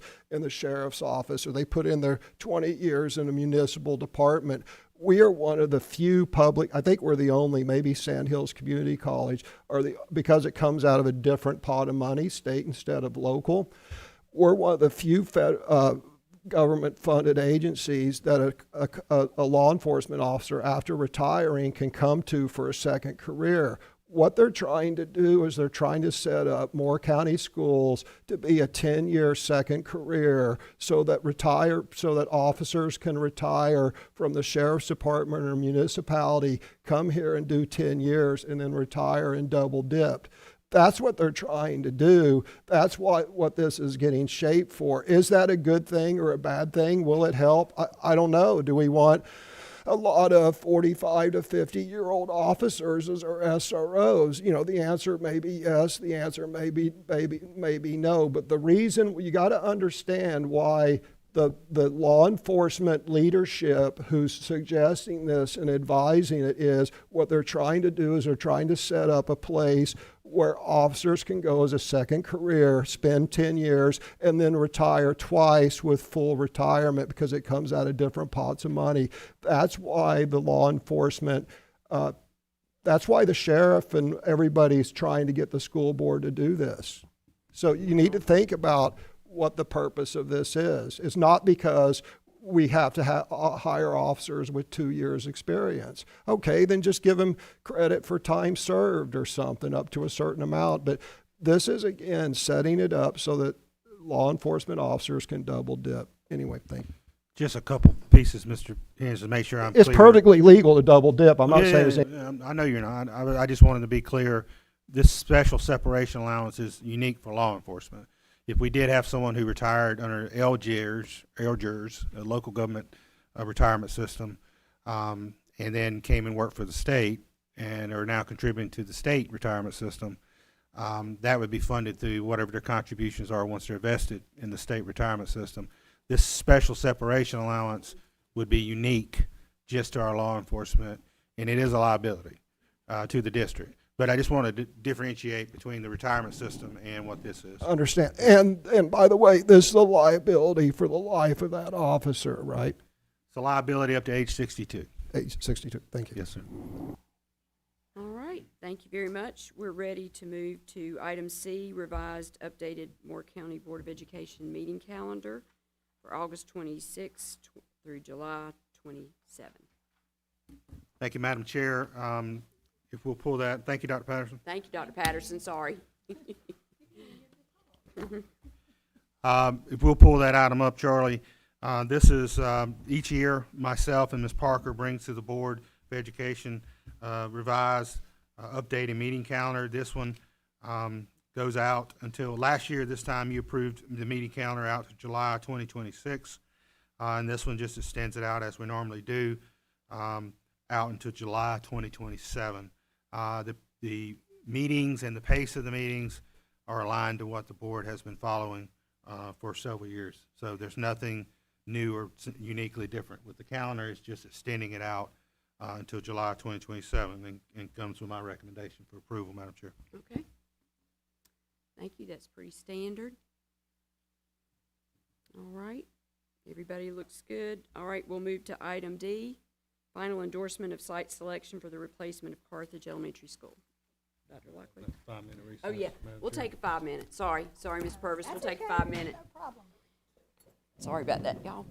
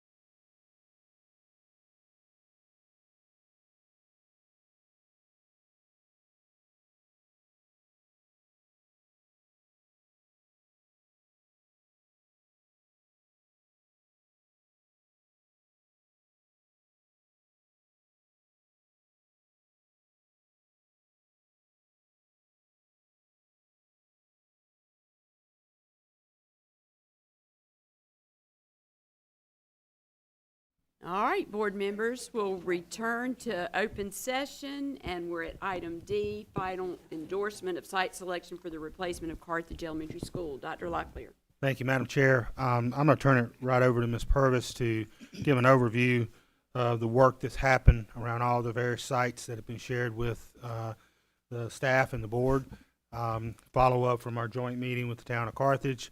And you'll see that I, as superintendent, and Mrs. Purvis continue to recommend the site that we purchased as the final site for the Carthage Elementary School. However, as the construction committee discussed last week, the desire to have a really broad and in-depth discussion as a board. So I'm asking Ms. Purvis if she would walk through all that, walk through the matrix that she's developed before turning it over to Mr. Hensley, construction committee, to see if there's anything they want to say and add before we have broad board discussion. So, Ms. Purvis? Yes, sir. And thank you to the board members who had availability to ride out with me and take a look at those parcels. I hope that that was helpful. That gave a little bit of context instead of just the map, so I'm glad that we had several who were able to make that work. As we, before we start and dive in, we'll review our executive summary. Following the joint meeting of the Moore County Schools Board with the Town of Carthage Board of Commissioners on the 20th of November, the district team gave additional consideration and conducted additional reviews into the parcels which were presented by the town.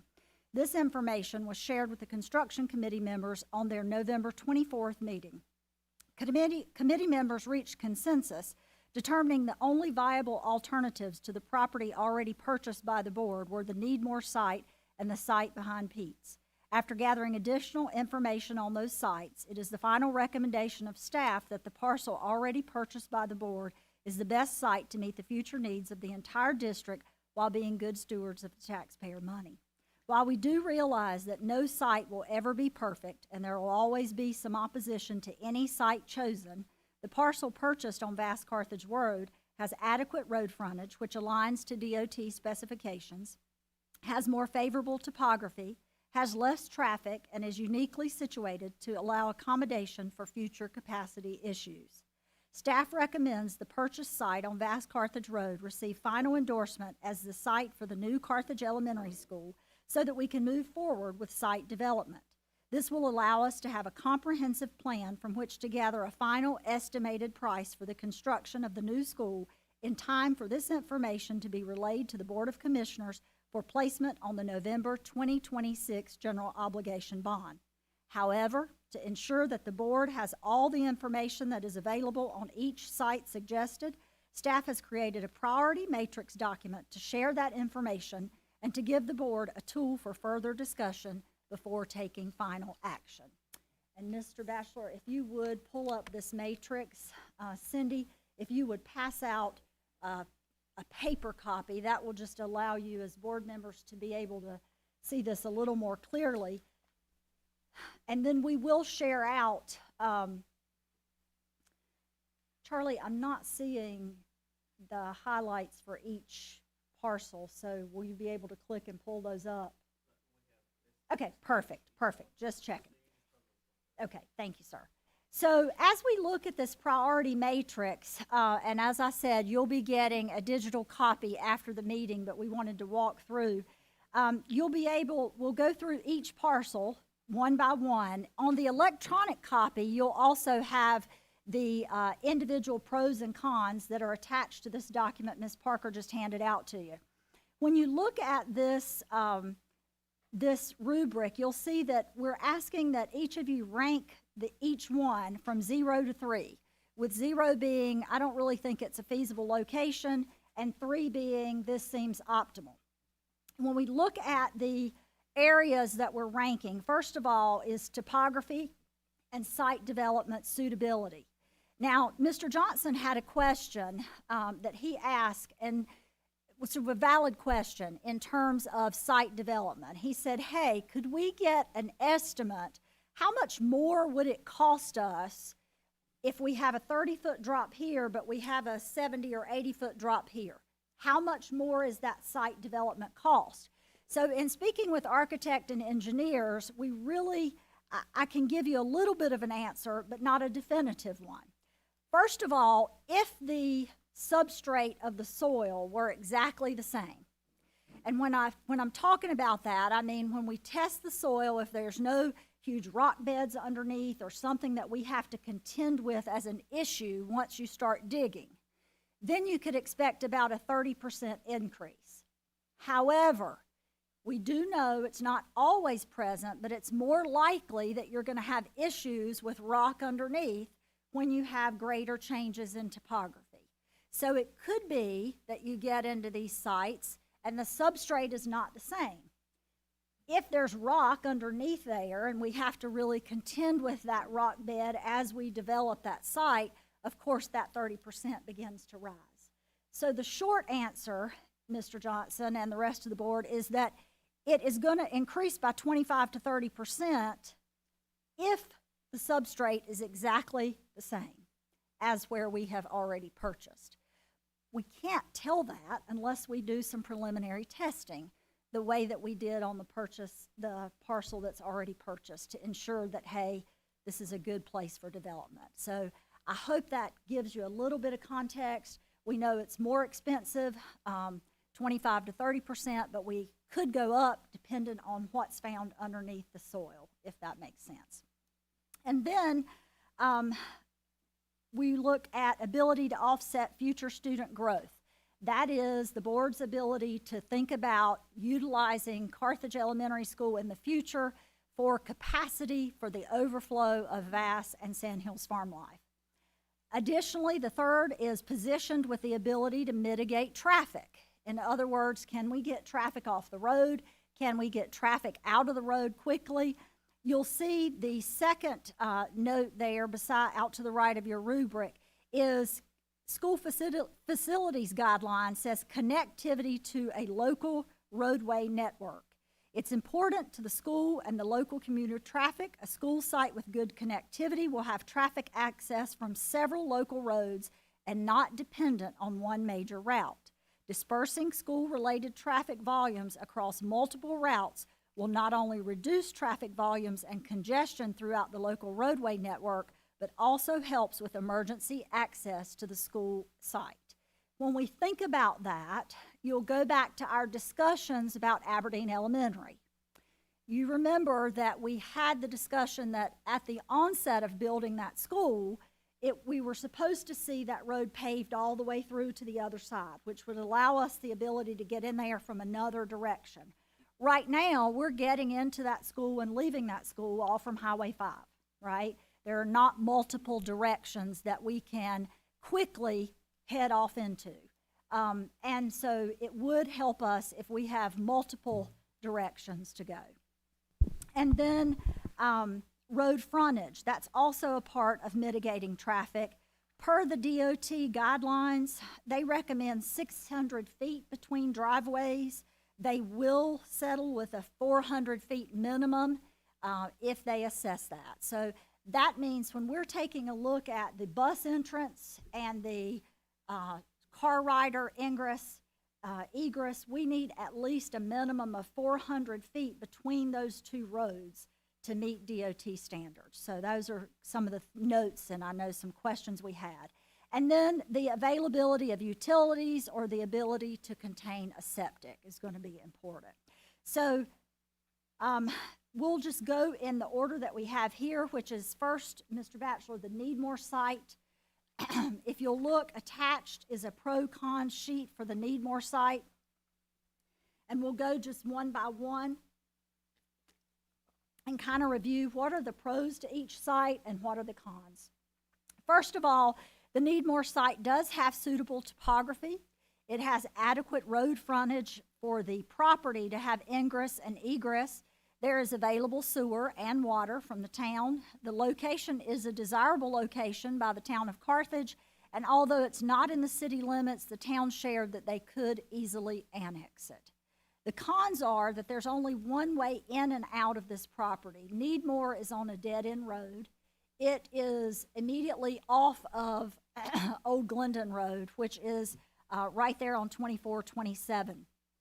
It is an issue of safety. If an evacuation were to need to happen, you know, heaven forbid we have something terrible, but if you blocked that road, we have no way to get students and staff out of that school. So there's only one way in and one way out, which could prevent us from getting out of there. The bypass for 24-27, which was discussed, is at least a decade away. And so in order to gain access to an additional exit, we would have to purchase additional land adjacent to this Needmore property, and a road developed through the woods, approximately 1 mile. Now, we did have someone share with us that maybe the developer would be willing to purchase adjacent properties, but still, that land would have to be developed and a road put about 1 mile through the woods. At this time, the owners of that property are still Jordan. That land has not yet been purchased by the developer. Installation of a lift station would be required, and negotiations would have to be settled with the city of Carthage. If we were to purchase and build our own lift station there, if it were a requirement for us to do that, you're looking at about $350,000 to $450,000. The exit on 24-27, they are coming out the side of Bobby's, is in a curve both ways. There's 8,545 cars that pass by that daily. That was the DOT 2024 number. That location will not allow the cascading of students from Sandhills Farm Life to alleviate future capacity issues. So if this were a location that the board were to choose, then that would mean we do need the board to kind of revise the idea that we were going to solve those future capacity issues with this school. That would mean that more than likely we'd still build a 600 core, but we would only build the classrooms out to 4 or 450. And then for this site, you would need additional engineering studies for the water pressure issues and engineering study for downstream improvements, which would be required before we would be able to settle on the use of this site. So realistically, the idea that we would be able to get all of this done, even if we were to choose this as a site, realistically, we can't get in writing that we will have a road, a second exit out of there, that we can settle on the lift station and getting those 2 engineering studies done. We can't get those done by January 2026. That timeline just wouldn't allow for that. May I ask a question about this property before we move on? Yes, ma'am. So this verbal suggestion that the developer would give us 30 acres somewhere in the middle of the parcel makes me uncomfortable. One, it's verbal. 2, they don't even own it. But another thing is, so much of the time we are negotiating with vendors and contractors who are accustomed to working with schools, and this is somebody who is not. And I just wondered if it's possible to assess the uncertainty or liability that comes from, trying to come up with a hand-wavy deal with somebody who's not familiar with kind of the context in which we operate as a school system. And I think that is what I was trying to suggest, is that we don't have the ability to have the time to come up with that information and get all settled legally before we would need to have that number. I also am not certain that the developer is going to be interested in developing this property if a school is not there. Mr. Johnson had asked the question, where will the houses go? And we don't know. They'll be developed all around that school should the school put a school there, should the district put a school there. However, I've not heard with 100% clarity that the developer will develop it without a school there. That's a bit of an unknown. Yes, sir. Ma'am, I'm sorry. All right, if we can look at behind Pete's, Mr. Batchelor. And I'll go through these, and if you have questions, but then at the end, of course, our construction committee can discuss the things that they've shared, and then I can answer any questions the collective board may have. When we look at this property behind Pete's, you'll remember that we discounted this early in the process, my office did, because we felt that there was only one entrance, which would be off of 15501. And that 15501 road frontage has over 13,000 cars a day. Let's start with the pros. We've done a little more digging since then. This is within the city limits. It has available water and sewer. The location is desirable by the town of Carthage. When we look at the cons, the purchase price would need to be negotiated.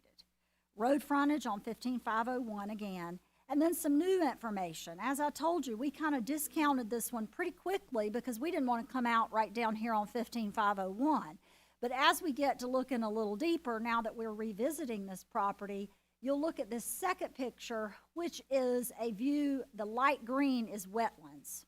So when you think about the back of that property, off of Vax Carthage Road, you see that there are wetlands running the entirety of that property. Now, you'll remember that it was shared with us by Mr. Bonillo that there was a resident who would donate some land on Vax Carthage Road, one of those parcels or so, to help us get in there. I reached out. The owner of that is actually the mother of Miss Victoria Riddle. She does represent her mother, though, and in speaking with her, I called her back today just to see where is she in this process. And she said she did have someone come out and look at it today. They did feel that we could get in there, and I did share with her that we had to have a 400-foot minimum between those roads, so it couldn't just be one parcel that allowed us to get in and out. We'd have to have a couple of parcels at least 400 feet apart. She said that she hoped to get us something by Wednesday of this week, so I can share that with you again. However, or when I get it next week. But the concern here is that if we come in from Vax Carthage Road, Mr. Batchelor, if you would use your pointer there and kind of show those parcels, go over them on that right there. If you'll just go down that road from right there all the way towards the 15501 sign. So along there is where we'd be looking. If we go through here, we're going to have to go across this wetland area. Now, you all know it's been a while since it's rained. And so we haven't had a big rain recently. Last week, I was out there. Water is standing. Water is standing there at that power line easement on Vax Carthage Road. Water is standing. You can see it on 15501. So we have standing water in that area in a time that's not really a wet time. That means we're going to have more water when we have a wet season, right? Not only do we have to go across it, but there are regulations around use of wetlands. And so we might have to mitigate that, meaning that if we do away with a portion of wetland, because we're going to put asphalt all over it to queue cars, then we have to give back, meaning pay, so that we can ensure that wetlands are preserved or built somewhere else. One of the other things that school guidelines talk about is that select sites that we should select sites that do not have power transmission line easements or that cross or border that property. If we do choose that site, the following limits should be considered: 100 to 250 feet from the edge of the easement based on the voltage line. Now, I did check on this, and it looks like we'd have to go 100 feet to either side of the easement. So, Mr. Batchelor, can you see at the top of that, you see that line right there? Follow that line all the way through. This is the power line easement. You can see it cut out in that property. I did some measuring. We have about 5 acres on the north side of that easement, and there are 13.3, I think, acres on the south side of that easement. So we have about 13 buildable acres right there, and we have 5 buildable acres on the other side of the power line easement. So if we were to come in from Vax Carthage Road, we'd have to understand we're dealing with wetlands that we'd have to go crossing, and we'd have to put our car queuing through those wetlands. And then if we were to build, we would need to build in that area that's about 13 acres right there. Okay? And as I said, she's going to share some specific information with me about the parcels, and I can always follow up and add that and give you that information at Monday's meeting. And that was actually my question. So when she was talking about the parcel, that would be the one. Is it this one in the south? Is She that- did not, she still has not shared which parcel. Okay. So we're not it'll sure have which to one. be multiple parcels. It can't Right. just be one, because none of those parcels have enough road frontage to allow us 400 feet between Right. entrances.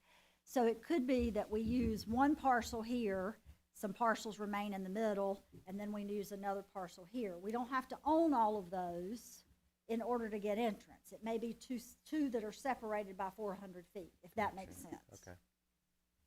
Thank you. All right.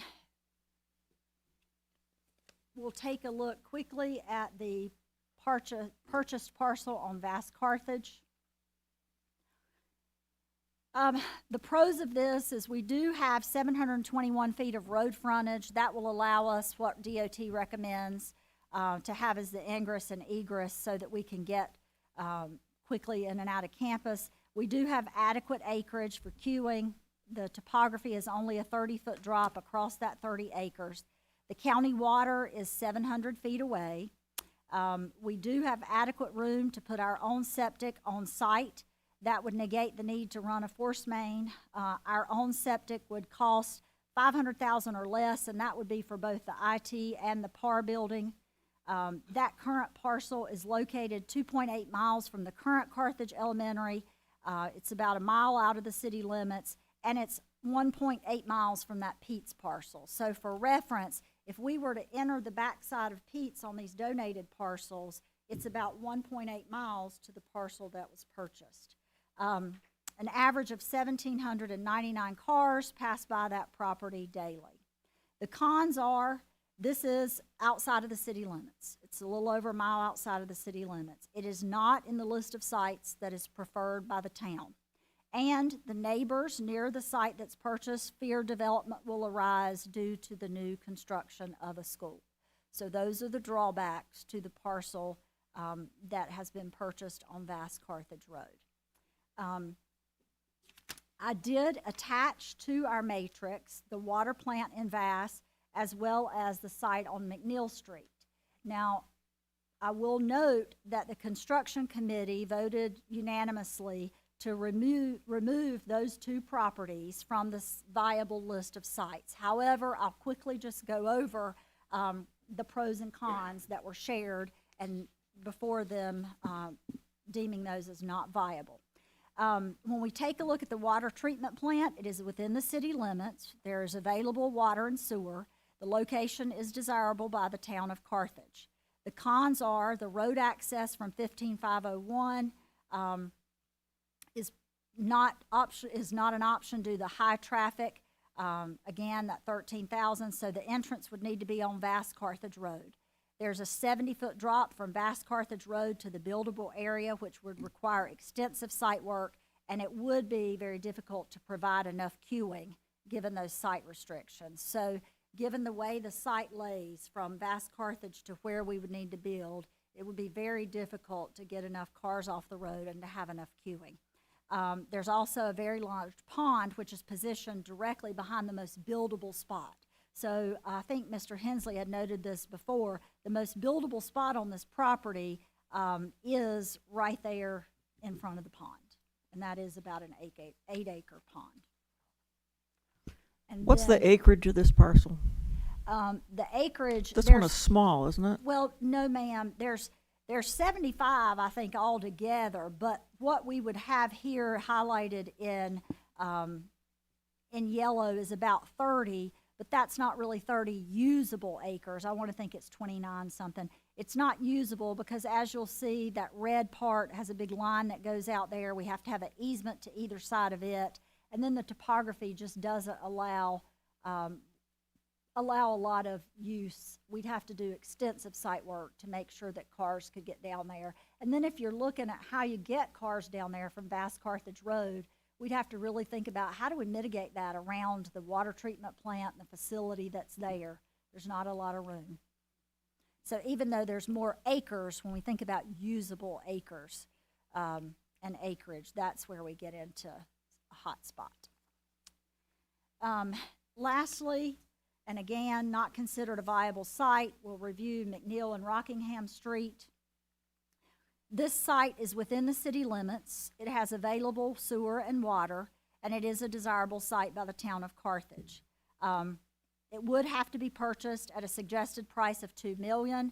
I do know that that has now been purchased by a developer, so that $2 million was the suggested price prior to the developer purchasing it. That being said, it may not sell again for $2 million, because any developer that has purchased it is gonna want their money back, plus how much money they were gonna make once they developed that site. There is an 80-foot drop, which would require extensive site work. The road frontage on Rockingham is not viable for an ingress and egress, so the entrance would need to be on McNeil Street.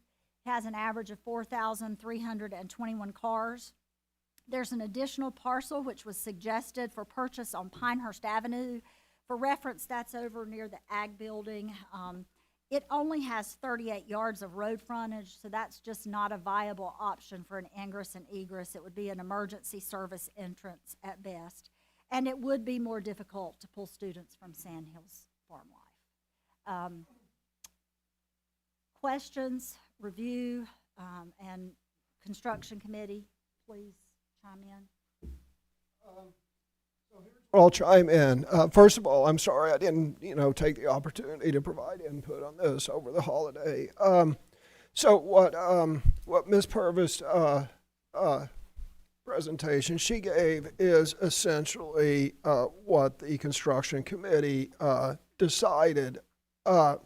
However, I don't think the so let me say this. I want to delineate what was discussed and approved in the construction committee versus the conclusions that Ms. Purvis's and her team's investigation turned up. So first of all, yes, we eliminated the 2 sites for obvious reasons.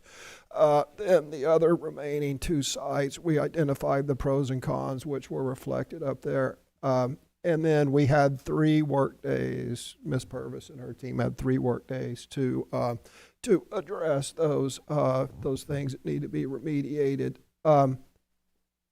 So what I'm going to do is I'm going to draw, like I said, everything she presented as the cons were exactly what we discussed.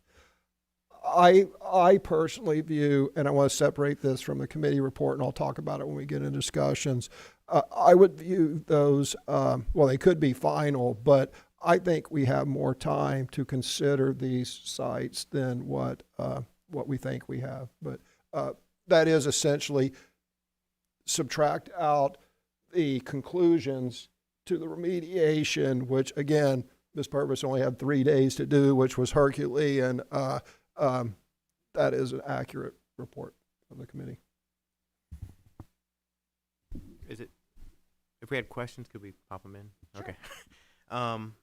Did you have for the site behind Pete's, did you have a DOT report on the cars along Vast Carthage? Vast Carthage is about 2,300. It's a little over where we are, as 1799 was the parcel that's purchased. Right. 2,300 because you have cars coming off of that exit ramp. So that's going to raise the number a bit on that end of Vast Carthage. Not a huge amount, but up to a little over 2,300 there on that Vast Carthage where Pete's is. Gotcha. Okay. That's all I have right now. Yes.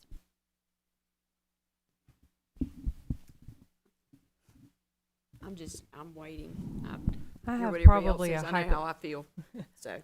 I have a hypothetical question probably because I know that we don't always know what our bus riders versus our car riders will be. But what do you feel comfortable giving us a number of what you anticipate the increased amount of traffic for car riders versus bus riders at the school? I would hate to give you a number. Right now, Carthage Elementary runs 2 buses. Mm-hmm. But we're doubling our capacity. We'd be doubling so, that, yeah. so you may look at 4 buses coming in, Okay. right? And we do have a huge fluctuation in the number of bus riders and the number of car riders depending upon the school. It's not the same percentage for every school. Some Right. schools have more bus riders, some schools have less. So I'd hate to give you a number on that. I knew it wasn't really a fair apologize. question, but I wanted to get it out there. And I just, in my thinking through this, if we do decide on the property that we have already purchased, if we're going to be cascading from Vast Carthage as we anticipate, the traffic actually would be coming from the opposite end of Vast Carthage, the majority of it, or off of Joel Road, and not so much between Carthage and where it is positioned now. Am I correct in thinking that? I think you'd see traffic from each direction. As we take those folks who are coming from the north or the west of Carthage Elementary to the current Carthage Elementary, they're more than likely going to come down to Vast Carthage Road and come up it as they would. If you have folks coming from this direction, they're going to hit Joel Road. And then once Vass moves into, we cascade that to Sand Hills Farm Life, you'd have them coming down. So I could see, you're also going to have some folks coming off Niagara Church to come through down Joel Road the other side, and then taking a right down to the purchase parcel. So I think that you'd see traffic from all directions, and I'm not certain we could say they're not going to come from the Carthage end, just the Food Lion end there. Right. Because I think you're going to see it from all directions, depending upon where people live.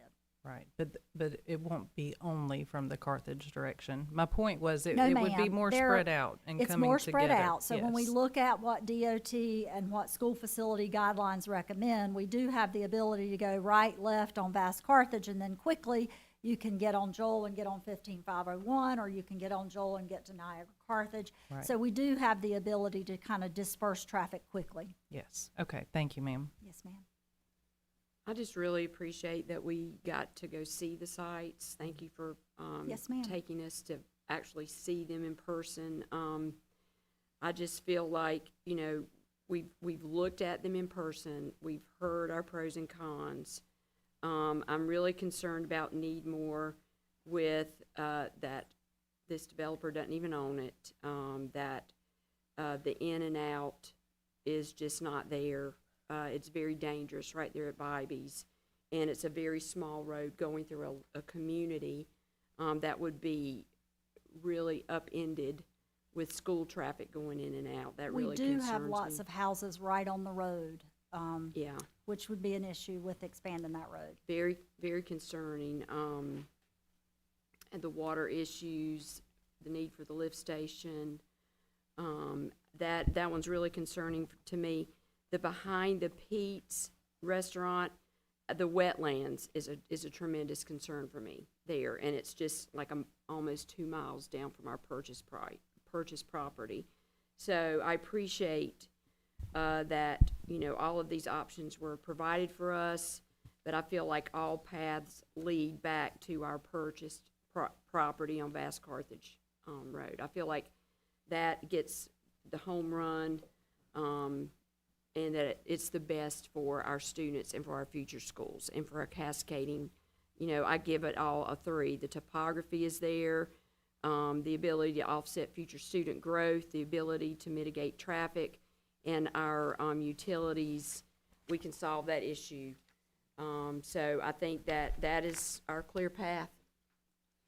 And I will share the rubric guidelines. I pulled those and condensed the school site guidelines from the facility guidelines from NCDPI. So when we take a look at those site evaluation things they want us to consider when looking for a site, it is the number of acres, the road frontage with 2 or more roads, the shape of the topography, rectangular with a 3-to-5 ratios preferred, topography, access to separate traffic types, soil conditions, plant life, noise, air pollution, ability to get utilities, and then security protection, which are things that we would, of course, have to put in at the time of build. So just so you're aware, those areas that I'm asking here on this rubric to rank are not just arbitrary. They were pulled from site facility guidelines for NCDPI.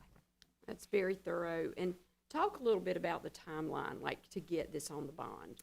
So preliminary numbers need to be given to our Board of Commissioners by January 9th. Had we not had some setbacks with the purchased parcel, this would have already been bid out, and a contractor would have given us a price that the school was going to cost. What would have happened is we would have had a site developer already develop the site. We'd have the site plan. We'd take those site plans with the architectural plans and bid that out. At this point in time, I've held off on any site plans because we don't want to pay for any site development plans until the board is certain and votes on, hey, this is where we want it. So it is going to be very important that we get a site plan so that we can put that with our plans to get a ballpark estimate of how much this would cost. What my team would do once the board decides upon a final site is push to get those site plans. Once we get those site plans, we would work with engineers, architects, and get a ballpark figure. At the same time, we would put out those plans for bid, which would allow us to get within 30 days response back from contractors and builders to give us a specific price. That would enable us to get a final price, expected price, to the Board of Commissioners before their final date, which is in March. So, you know, we need to give them a roundabout, pretty close number in January, but we can't give them really, you know, accurate until we bid it out. At least we could give them, here's what, based on the plans and the site, and we have it bid out at that point to let them know it's coming, would be the goal in That's a pretty perfect soon. world. That's a quick turnaround. Perfect world Yes. scenario. Yes, ma'am. So, I'm sorry. well, I have some questions on that, but I was holding all my questions. I'm going to but do, go ahead. if you don't mind, just Yeah, a couple sure. more. So, about the site on Pete's, I know that the site that we purchased, you had stated that we could do queuing for up to 800, even though it's a 600 capacity school. You're planning on doing an 800 capacity queuing Right. to get as much traffic off the road. Correct. What is your sense on the Pete's site as far as queuing ability? Pull that, Mr. Batchelor, if you would. So if you'll take a look at it, it will depend on a couple of factors, Mr. Johnson. It will depend on where on Vast Carthage Road we're allowed ingress and egress, right? So at this point in time, I don't know where those two spots are, and I'm hoping that we'll find that out. However, if you look at the area running from 15501 up towards that wider parcel, we'd have to queue all through there, right? So that would be something it's not as easy, I should say, because the parcel is irregularly Right, shaped, that's what I was- right? So we'd have to send this, you know, to DOT. We'd have to get DPI involved and just see how much could we go through there. I'm not as concerned about how we snake it through here because we can make anything happen as I am the site work and the mitigation that would have to happen because we're going to be snaking this all through that wetland, right? So it's not that we can't make it happen, it's the difficulty of making it happen across those wetlands and paving all across there. Because if you'll look at it, the area that we need to build is, Right. you know, underneath on that 13 acres where the school would go is right there.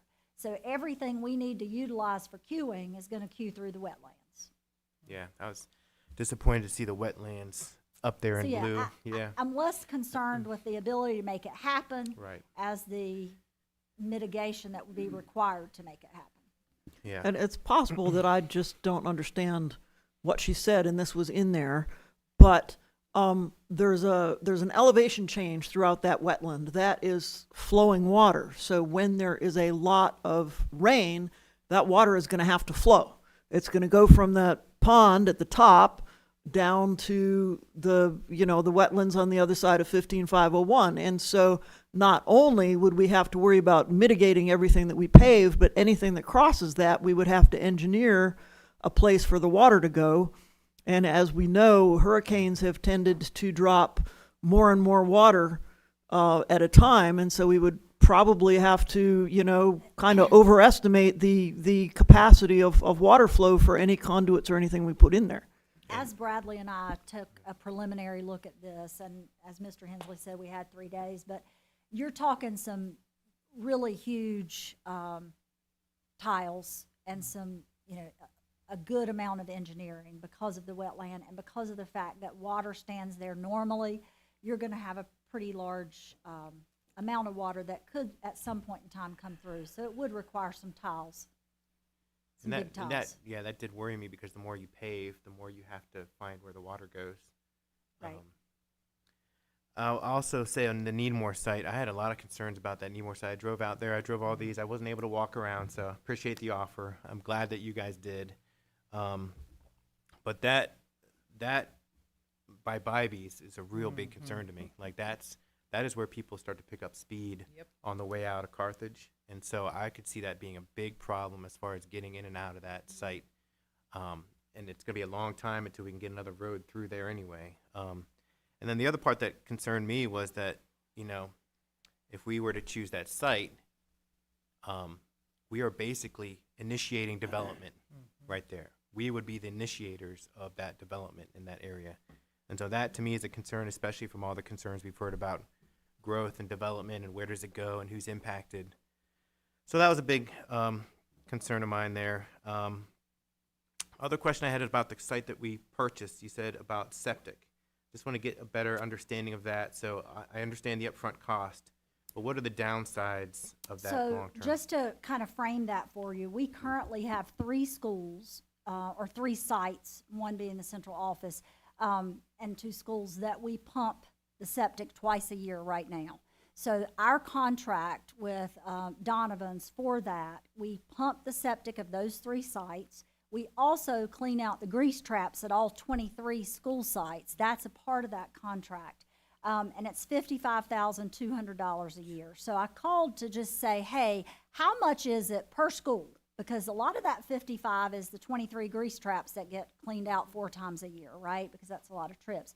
She says they charge $250 per 1,000 gallons. For reference, the tanks that are being pumped right now are 12,000 gallon tanks. So even if we were to expand that and have a 15,000 gallon tank, it's $250 every time you pump times 1,000 gallons. So 15,000 times 250 twice a year to pump.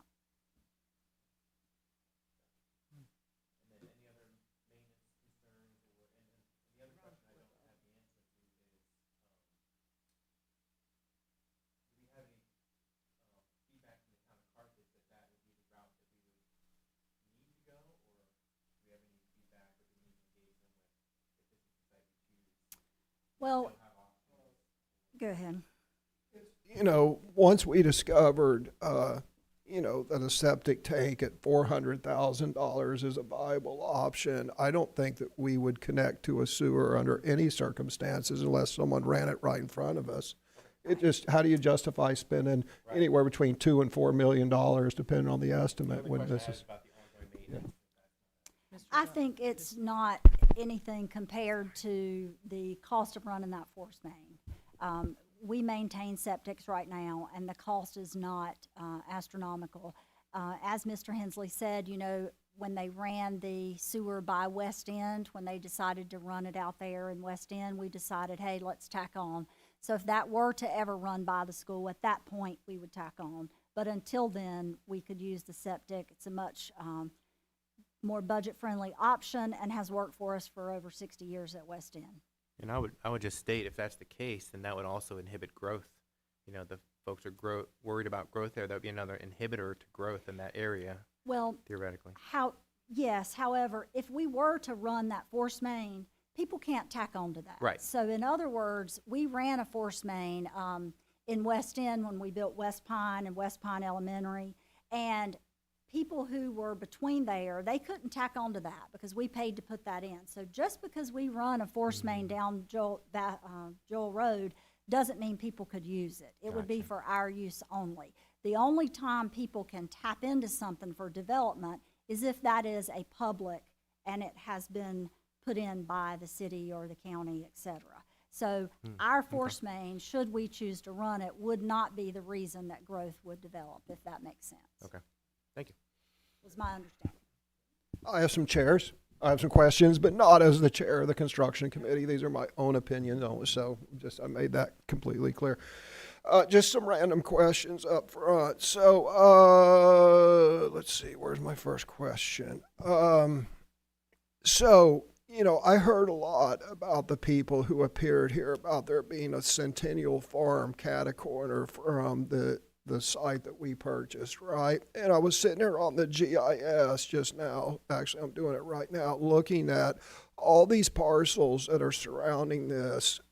They're all in either private names or company names. I didn't see any land trust owning any properties or anything that would be, oh, that's a Falmouth Woods or whatever, right?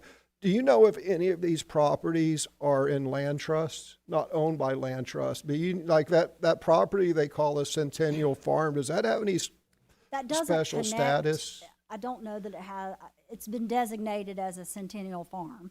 Yeah. But I don't know that it has a special preservation status. Yeah, if it's got a still preservation Right. easement's what I It was is looking. not adjacent to our land. It is down the road.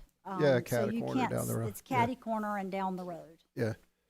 Well, my question is, as we mentioned, someone mentioned where you build a school, development follows. And I think that's in the land use plan. I think that's where I heard that maybe, wasn't that? Anyway, I heard it in our last meeting. And, people put a lot of value on that land, but, if it's not in a land trust, there's nothing that prohibits any of these people from selling it and, doing whatever they want with Correct. it within the rural agriculture, right? Correct.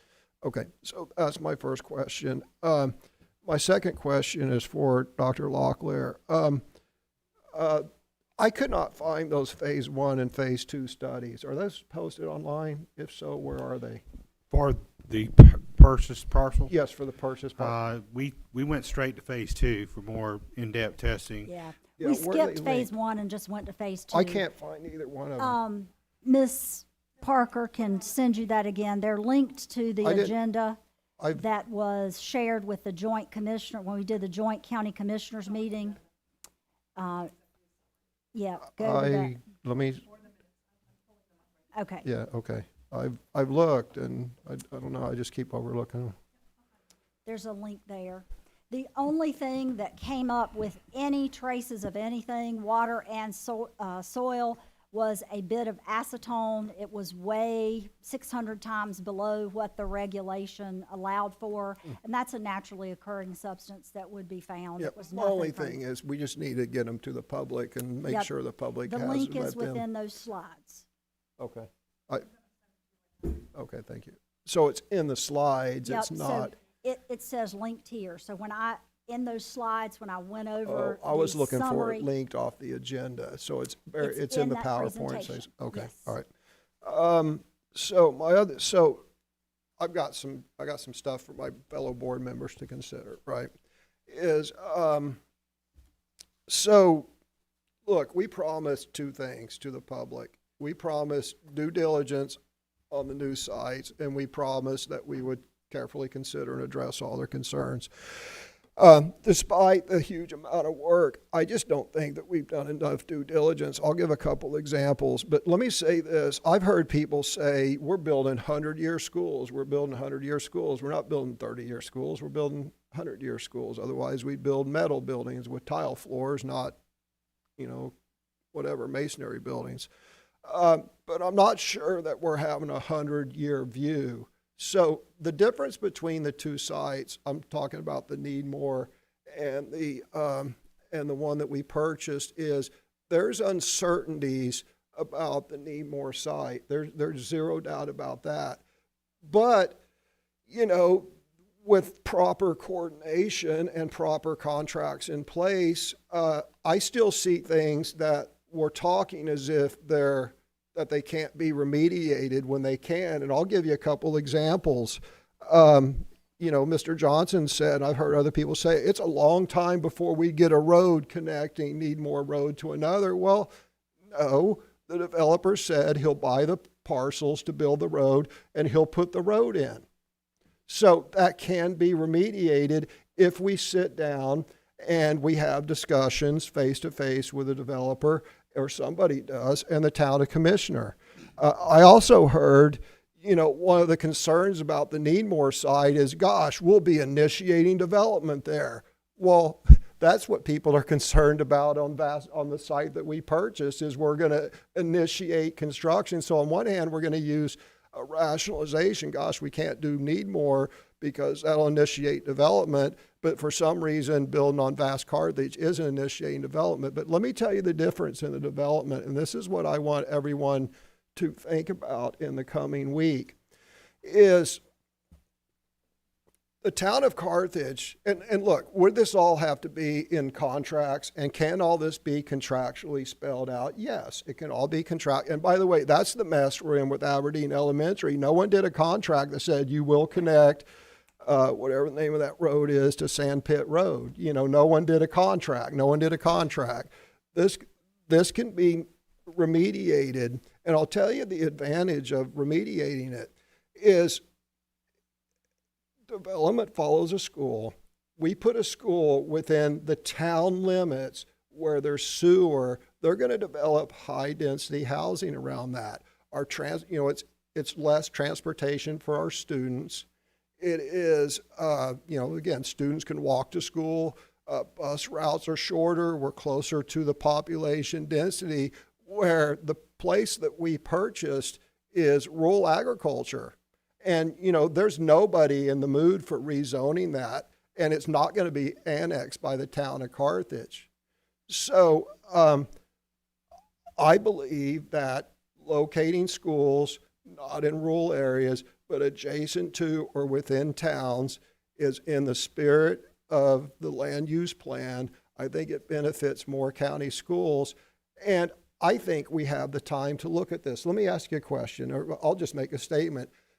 In March, due alongside the cost estimate of the elementary school is also the cost element of the high school. Well, I mean, we don't even have a site. We haven't even thought about a site. So we're going to take a swag at the cost of a high school, but for some reason we need to know exactly how much the Carthage Elementary School is. That's not true.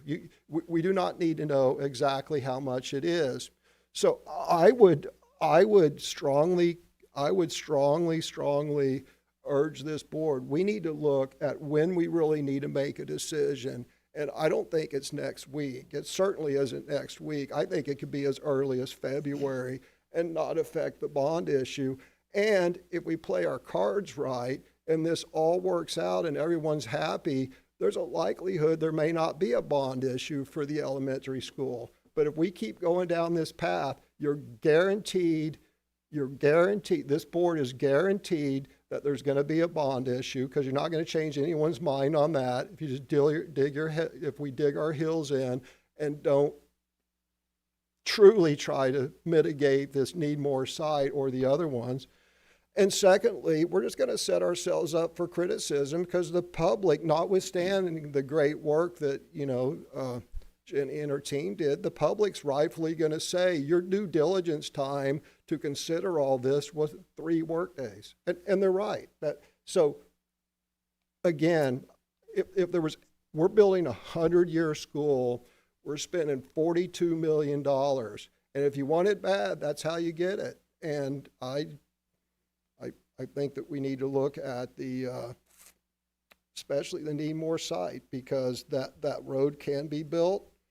And, that's another thing. This also shows lack of communication. So I talked to Dan, who was speaking here, and he's like, oh yeah, no, it's already in the works. They've already got the engineering according to him, and they're already improving the water supply in that part of the town. So that's not going to be an issue. And I talked to him about the lift station. I'm like, hey, Dan, the town of Carthage said utilities to the edge of the property, right? Utilities to the edge of the property doesn't mean, oh, by the way, you're going to pay for the pump station. That's not the deal. He's like, oh yeah, no, we'll pay for the pump station. So we haven't even tried to negotiate with those. Those are 2 issues right there that can contractually be eliminated. And, you know, if the developer says, yeah, I'll buy those parcels and I'll build a road, you know, puts it down in writing, that road will be there before the school's over, assuming he fulfills the contract. So we do not have developers build roads all the time, and then they turn them over to the state, right, or however that works. But we do not have to wait for the state to build this road. My point is, we need, again, if we could look in and really understand, and I'll make a few phone calls too, but we really need to understand what our true deadline is, because I just believe that we need to have some serious discussions on remediating the downfalls of these sites. Just one other point that I just want to make sure everyone knows where I'm from. Look, there's a huge anti-growth contingent in this county. I can somewhat sympathize, you know, I'm not hardcore, that's not my thing, but, you know, I drive around and I see it and I understand it. And, you know, the further we push this school out in the outside of the towns, the more that's going to cause the sprawl that a growing part of this county doesn't want. And look, our first and foremost responsibility is to build a school. No doubt about it. We got to build a school. But we also got to consider the political aspect of it, not for our political careers. We got to consider the political aspect from what does the public reasonably want, and what do we reasonably have to do to address their wants. And that's why I'm saying we should give, you look down at, we're building a 100-year school, look down 50 years down the road. Do we want an orderly expansion of Carthage, or do we want an orderly expansion of Carthage and then this school that everyone needs to send their kids to that's 3 miles away from Carthage? I don't know. It seems better to build it closer to Carthage. So I think we should give every effort we can to try to remediate some of the downsides, especially on the Needmore side. So thank you. Just a couple of things to clarify. The engineering for the water pressures and the engineering for the downstream improvements were on Mr. Bonillo's presentation. He shared that those things would need to be done. I know what he said. Okay, okay. I know when I call him up, I'm like, hey, that's not. Okay.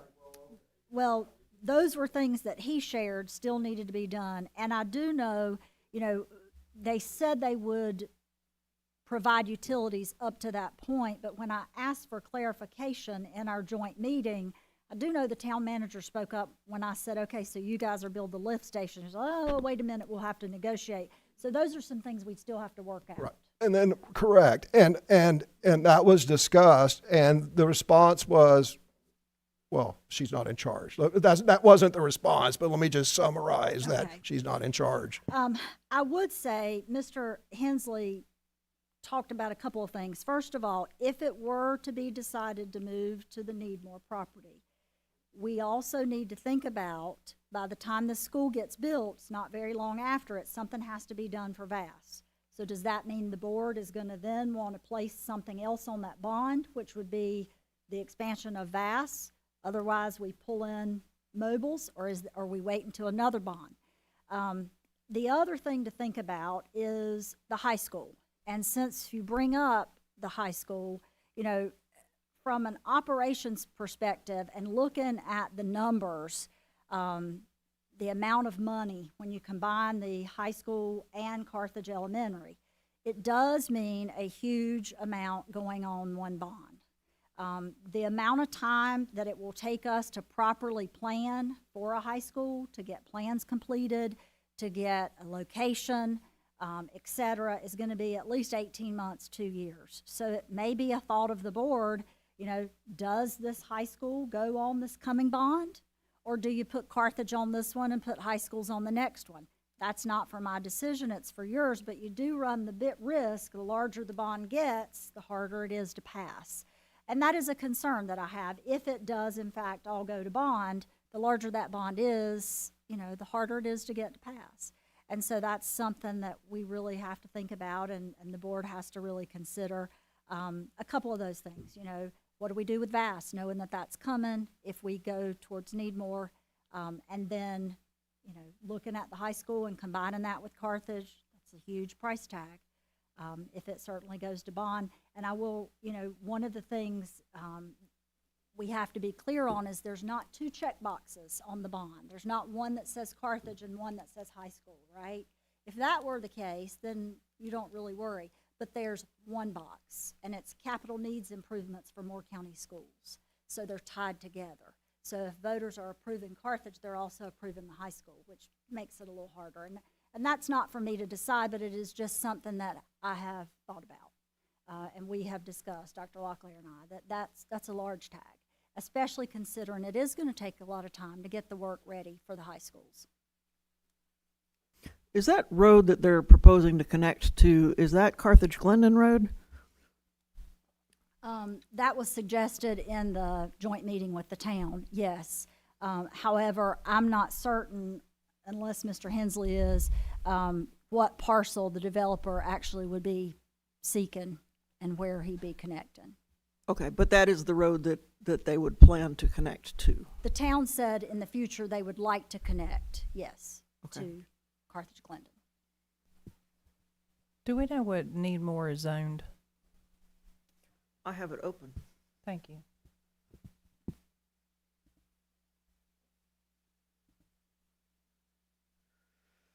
Oh, it's magenta.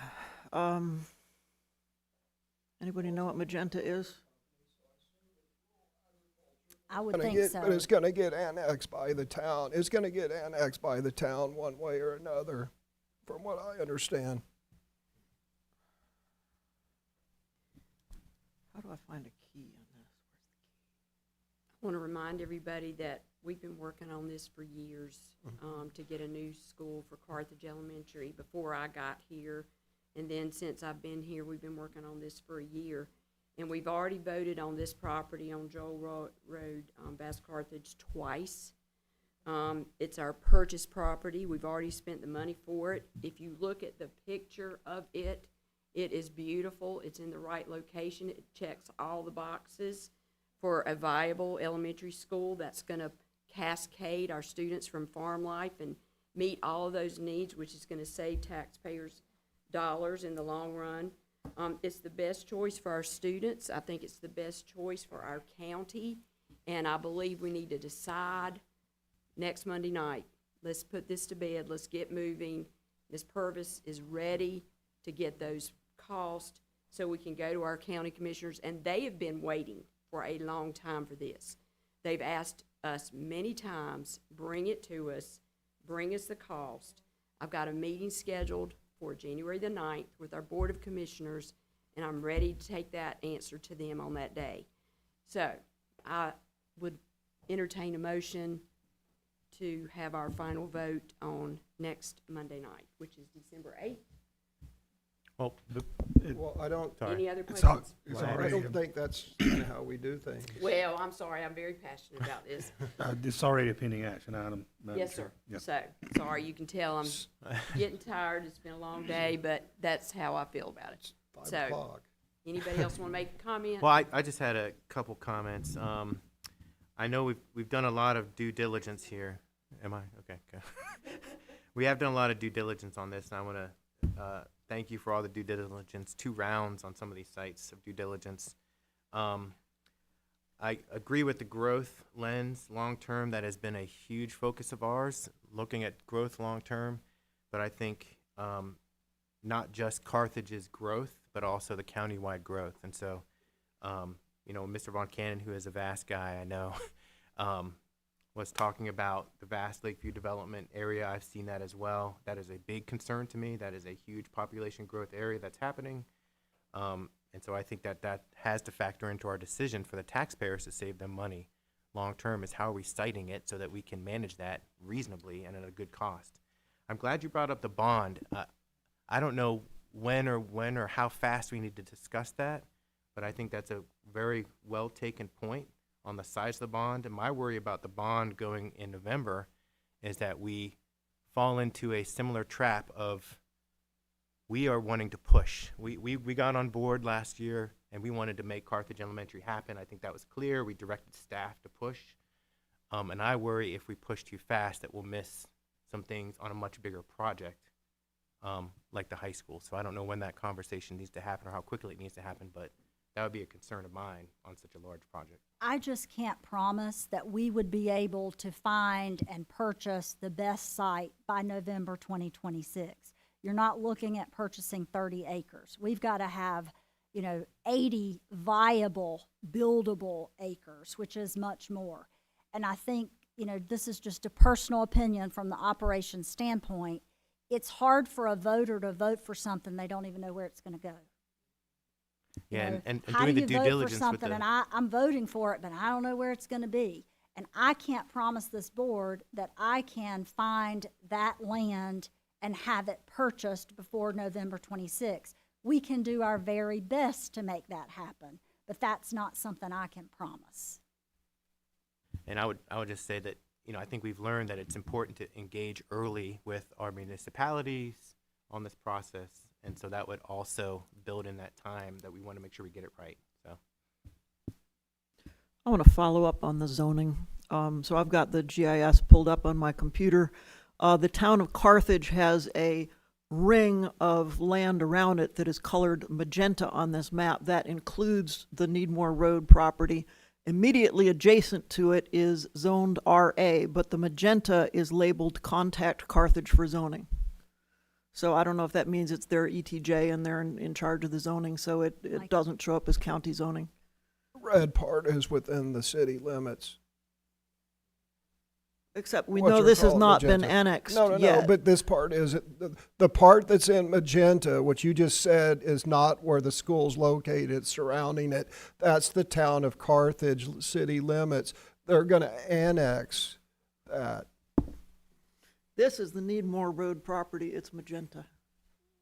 Oh, I couldn't see your screen. When I pull it up, it's not magenta on the GIS, but Well, whatever. did you select zoning? No, I just have green, which is the town limit. So it's not within the town limits, so maybe to your point, it's ETJ.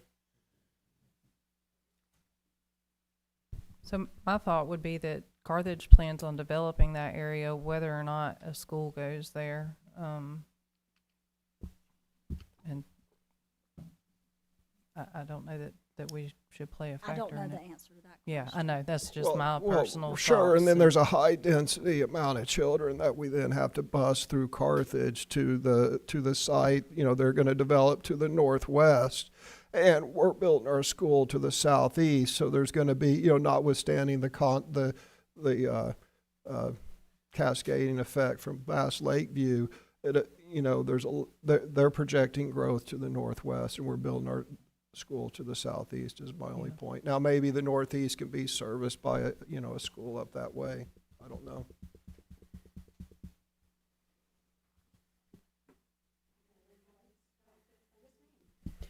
I just think that to Jenny's point, we have to remember that the taxpayers of Moore County are already paying on 2 bonds. So if you're thinking of adding a 3rd bond and then a 4th bond, I don't know how that's going to go. I can tell you this is in a sane world, this is the way this would unfold. And this is the proposal we need to make to the county commissioners. This is the proposal they want, in my opinion.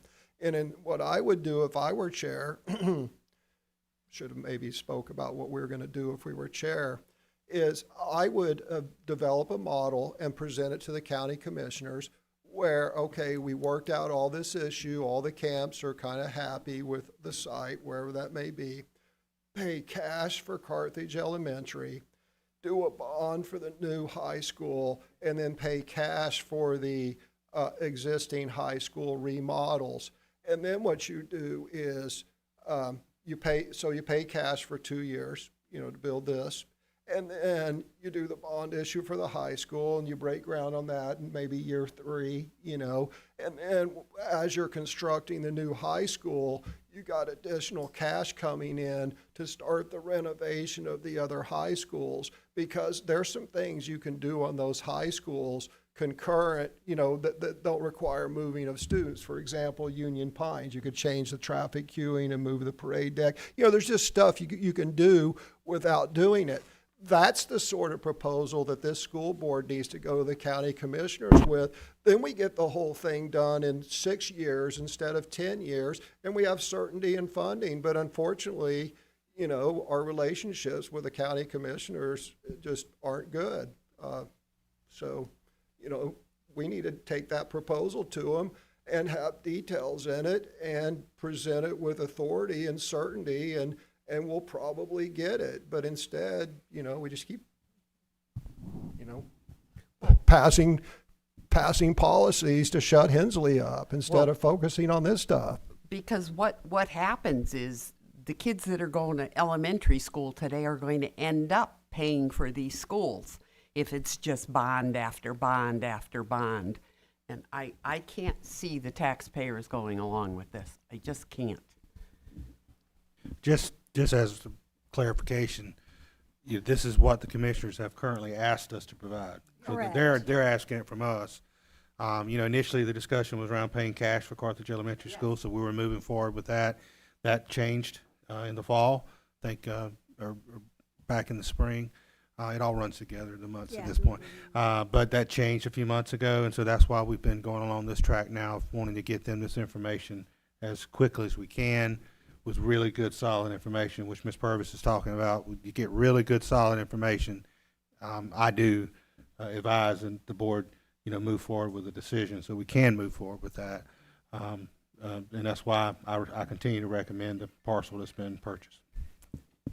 And it was, Dr. Locklear, he's correct. It was also at the mention of the commissioners that we try to get something there for the high schools, because they have made mention that they really think that needs to be addressed, that high school capacity, which is the reason that we are trying to push to get them something, because that was at their request as well. Whether I can give them as definitive amount of information with the timeline, I don't think I can. I can give them what we can come up with. But that was the reason for pushing and putting that high school RFQ out, is to get as much information as we are able to provide for them. But I do think we have the ability to get more definitive information on Carthage if the possibility, if everything lines up as it should.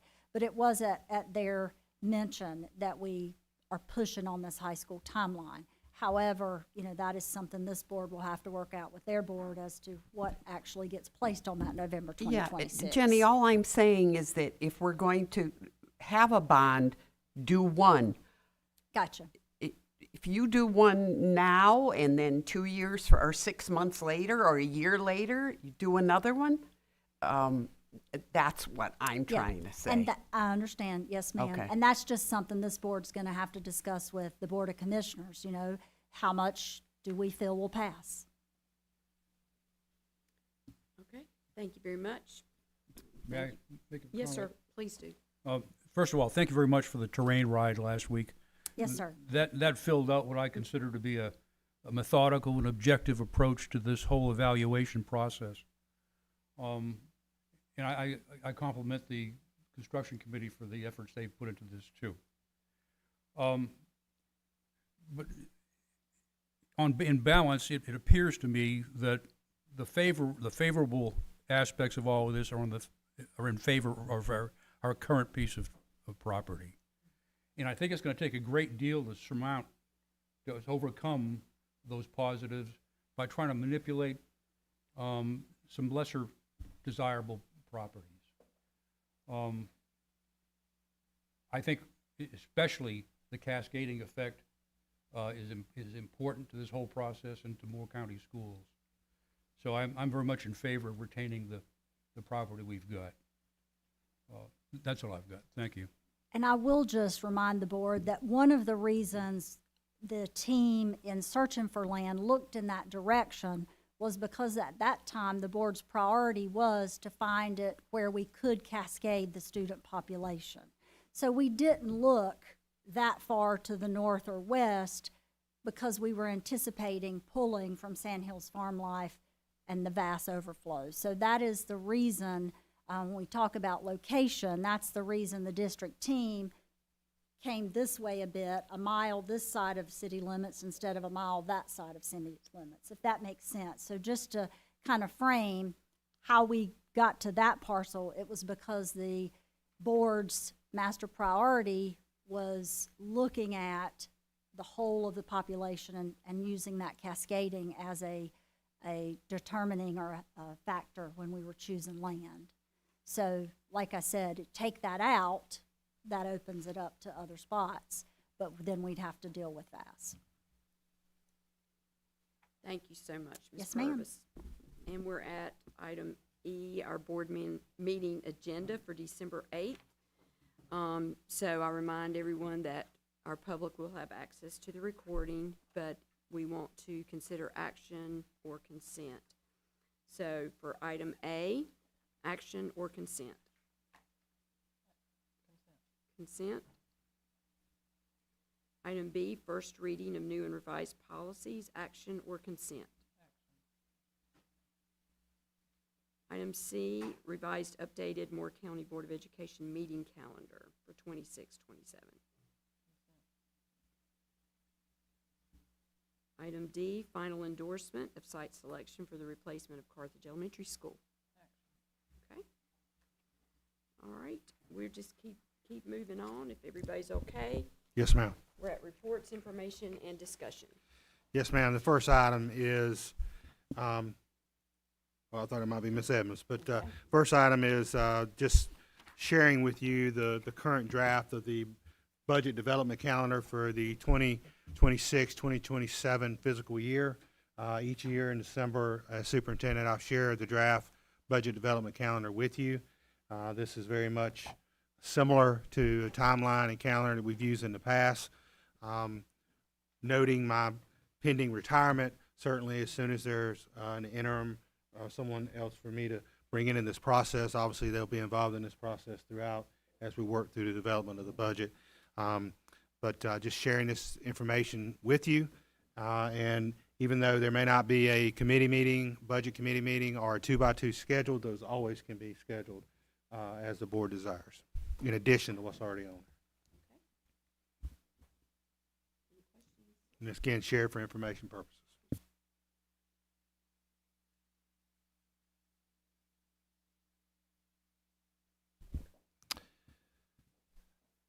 Ms. Sinan and Dr. Capps and Interim Chief Gooch are coming forward as a routine sharing information with the board. Each quarter we share discipline information and updates and comparative data with the board for your information. And I'm going to turn it right over to Ms. Sinan and Dr. Capps. Good afternoon, everyone. I'll go ahead and turn it over to, yeah, I'm not using my mic. I'm going to get fussed at. Good afternoon, everyone. We are going to go ahead and go through the discipline data for quarter one. And I'm going to turn it over to Dr. Capps, who's got all the information. Yeah, all the information. Good evening, good afternoon, whatever it is, right? Okay, so I've tried to compile the data in a different lens, and I hope this is helpful. We're looking at a 3-year trend. So I've taken, I think in the past we've looked at either that year or 2 years. We've got 3-year trends that we're looking at.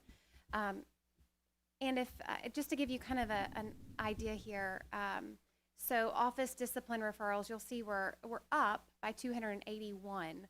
However, there are also repeat offenders in these numbers.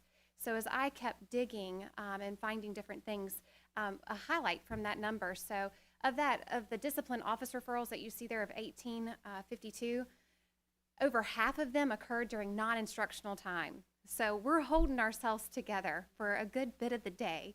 And it's during that non-structured time that our students are finding other activities. In school suspensions, you can see there we're down. Out of school suspensions, we're up by 30. There's no alarming trends. I will tell you with those bus suspensions, I pulled numbers on those as well. That 107 is for 89 students. So again, you've got repeat offenders. If you look at our total bus riders, that is about 1.7% of our children that are still learning processes and procedures. So that's overarching, that's helicopter view. We're gonna go a little bit further. 3-year trend discipline data of those. So of those discipline referrals, same kind of numbers again, but again, you can see student numbers here. There's no surprises. We're still kind of balanced. I will tell you that of the consequences that we are giving in our schools, the main consequence that's occurring right now, which I love, is parent contact, parent conference. So immediately principals are pulling in the families and getting them involved. And a lot of our repeat offenders are not repeat offenders because of that early intervention. That's something that you don't see here. I'll let Chief Gooch give you these next numbers. Yeah, I'll go with the police consequences by Q1. For 23-24 Q1, second chance was 17. Last year it was down to 5, and this year it's up to 17 again. Teen court for 23-24 Q1 was 7. Last year was 5, and this year it's the same thing, 5. Refer to the Department of Juvenile Justice for 2023-24 Q1 was 14. Last year it was down to 9, and this year it's up to 19. All right, helicopter view again. I wanted to just pull out, so top 20 offenses, what's going on? And you can kind of see, I added again, so you see incident numbers, that's what the data point that we typically would give you is just the incident numbers. It doesn't tell you how many students though, because I can tell you with our special populations, we do have different classrooms and on different campuses where we are intervening with children, and we have to have those data points. So you see their aggressive behavior, 26% of our children, it's 327 students. So obviously you've got repeat offenders there that we're intervening on, and we're tracking that data.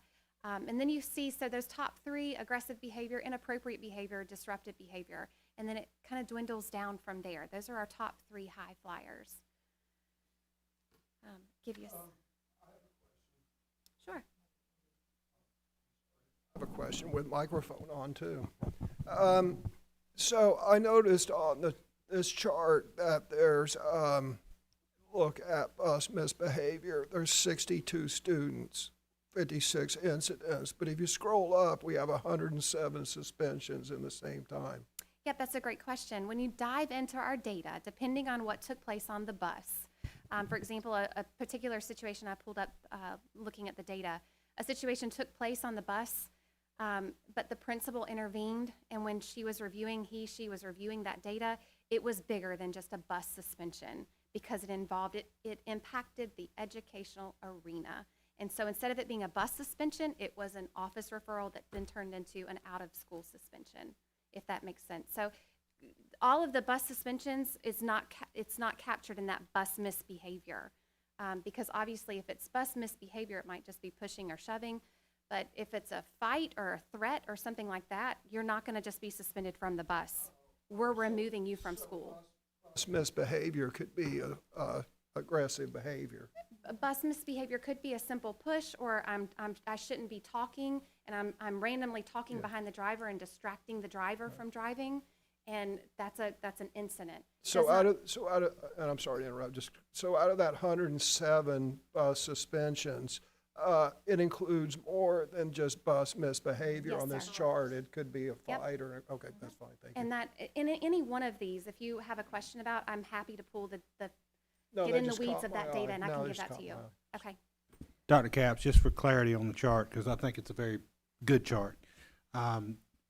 For example, aggressive behavior is the number one incident that we had in Q1. It represented 26% of the incidents. Of the incidents. Of the Not of the incidences, students. not of the students. Right. 26% of the incidents, which only involved 327 students.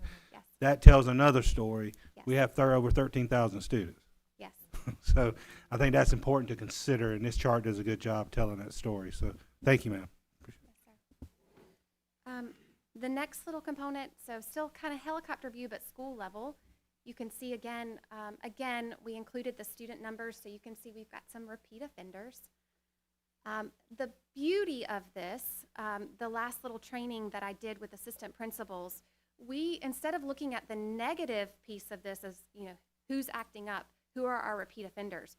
Well, who is actually meeting the expectation? And a part of our PLC process, which Mr. Benway, you always refer to our think tank, at McDeeds, we actually had a think tank in that room of who is meeting the expectation in each one of our buildings. If it's over 80% of those children in the building, you need to celebrate that with your staff. The majority of our schools are at 95, 98, 99% are meeting the expectation. That was huge. That was a flip in the script that we've normally been looking at, and I'm guilty of that myself as a school principal, always looking at those repeat offenders, how to intervene. Well, at what point do we stop and recognize the leaders that are leading the way, meeting the expectation, and celebrating them?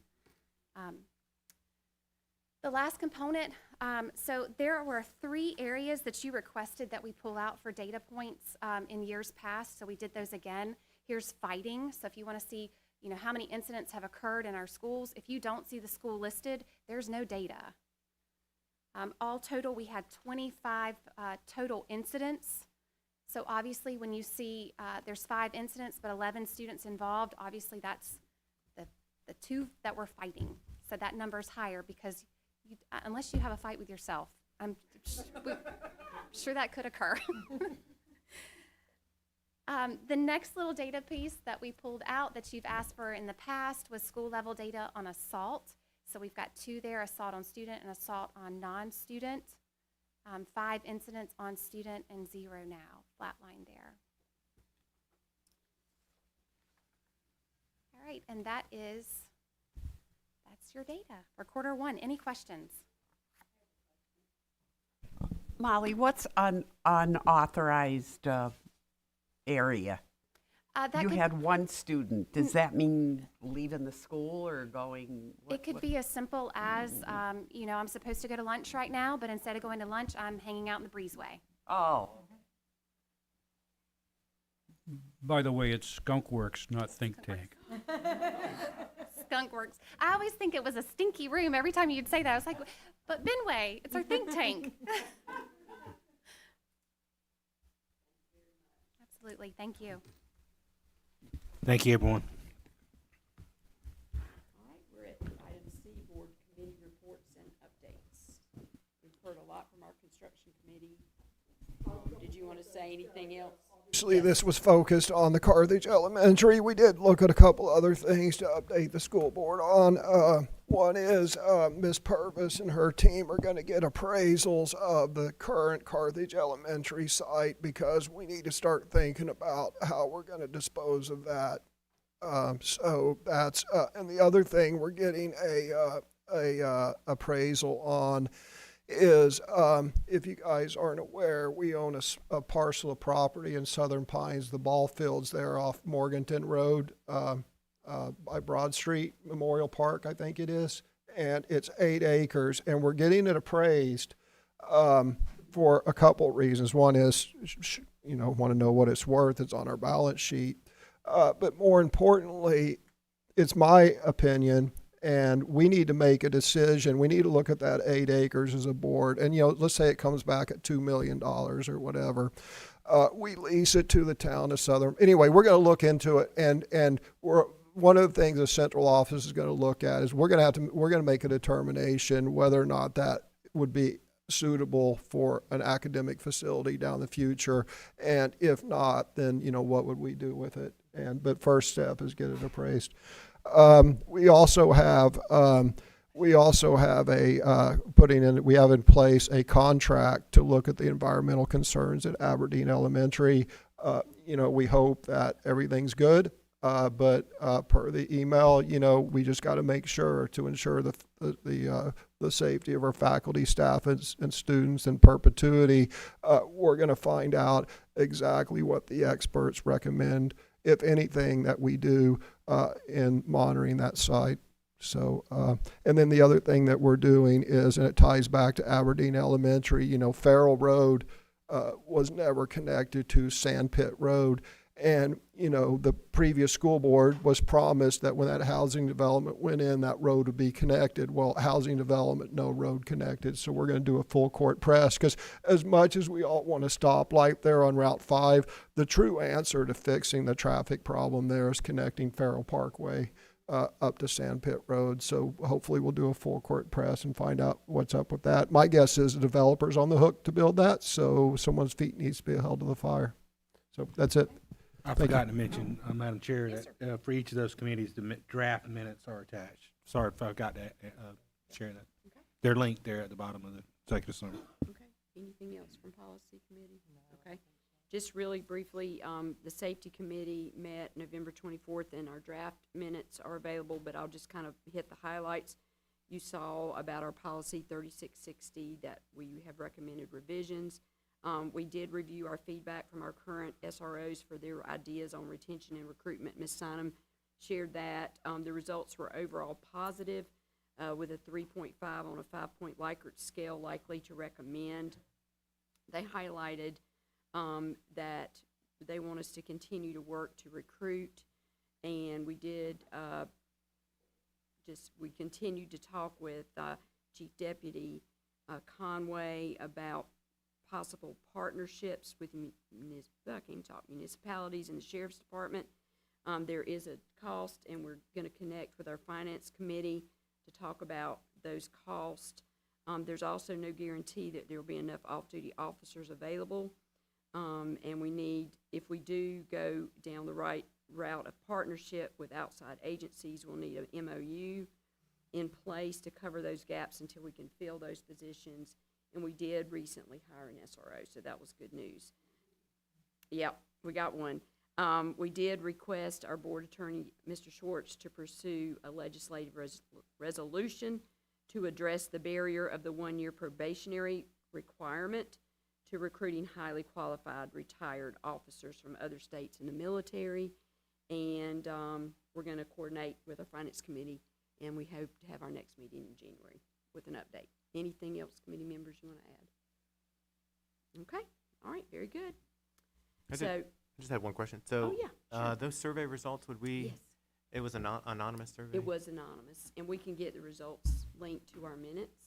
Is We're it working- fair to share that, or? Well, we got raw data right now. Okay. So I've asked Ms. Sinan to develop a summary document that shares all that data.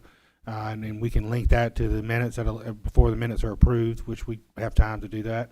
And we can share it out in the next board update and make sure that's out there and that information's out there. But Dr. Calcutt did share some of the key themes that we shared from the summary of that. Yeah. And so the next safety committee meeting is in January. Yes. And do we hope to have updates on from Rich at that point? At any progress, or we'll just report out? Right. Might be February before we can hear. Okay. Yeah. Okay. All right. But thank you, Mr. Johnson, and we'll coordinate a time to meet about our finance. So we added an item D, superintendent search process, and Mr. Schwartz. And we take a Okay, you want to take 5-minute 5-minute break? recess. Yeah. We can get a snack. Okay, we'll take a 5-minute break and get a snack and be back in just a few minutes.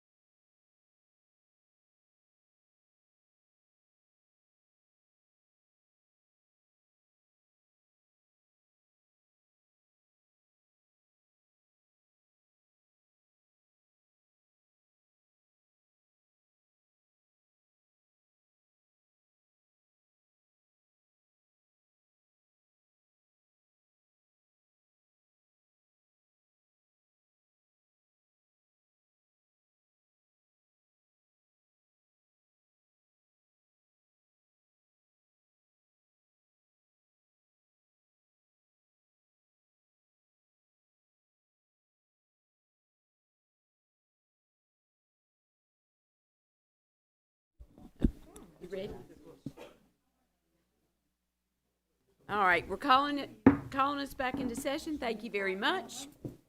I do want to correct one thing, y'all. Sorry, before we begin. I misspoke. The Board of Commissioners 2x2 meeting I've got is December the 9th, not January the 9th. So I wanted to make that correction. So we have Mr. Schwartz here to give our presentation on our superintendent's search process. Okay, thank you.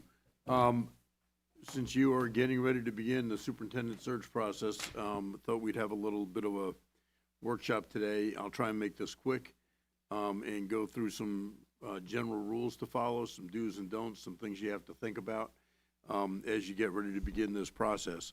And the first thing I'm going to stress to you is confidentiality. That's right up front, and it's up front for a reason. Confidentiality is going to be vital in the search process. If candidates or potential applicants can't trust that you will keep their name confidential in this process, then the whole process can fall apart very quickly. And people need to be able to understand that you understand that's important and that you're abiding by that, or you won't get some applicants. There are people who will not apply if they don't think they can trust you. So confidentiality is vital in this whole process. Second point I want to tell you about is that the board is in charge of the process. Whether you hire a search consultant to run the details of the process or not, the board is in charge, and the board can make decisions and decision points along the way. Different search consultants will have different ways they go about doing things, but they will all understand that you're in charge, and you need to understand that even if you farm different tasks out to search consultants, that you're still in charge of the process. Next point I want to stress is unity.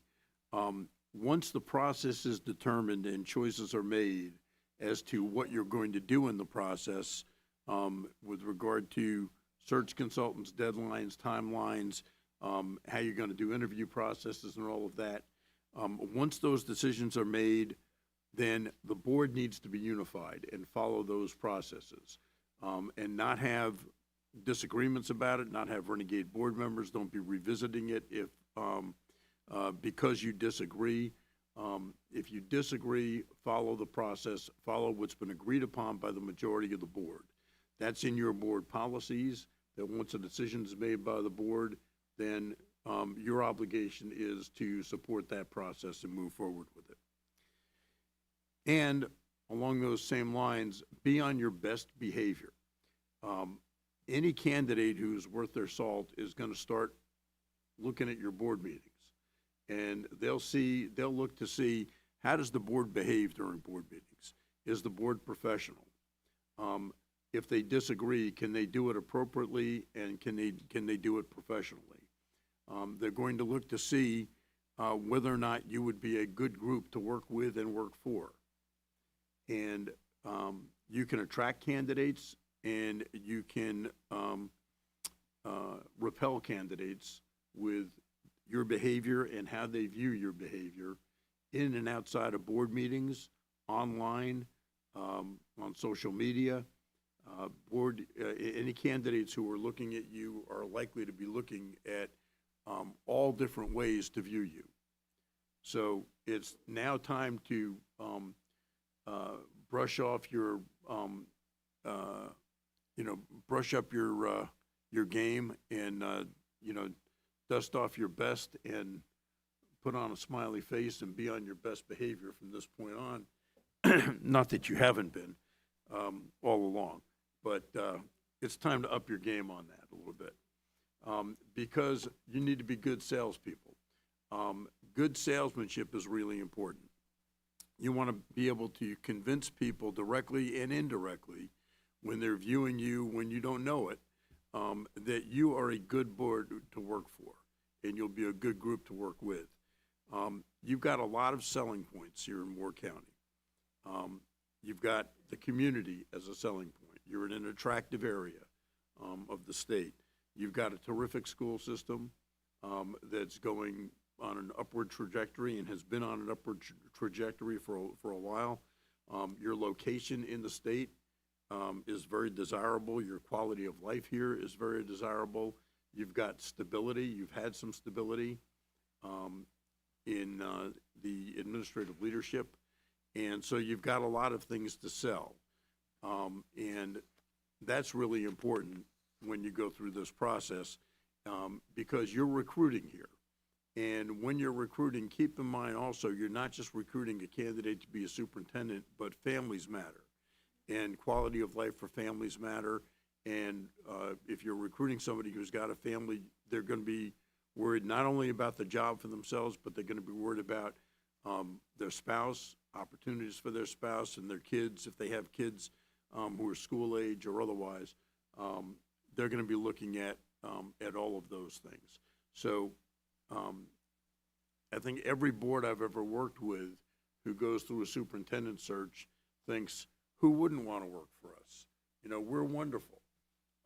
Who wouldn't want to come here? This is a great place. And some of them are great places. And some of them are not as great as some people think they are compared to other places. But keep all of that in mind when you're going through this process because it's a courtship. And you're trying to attract people and so all of these types of behaviors and all of these factors matter.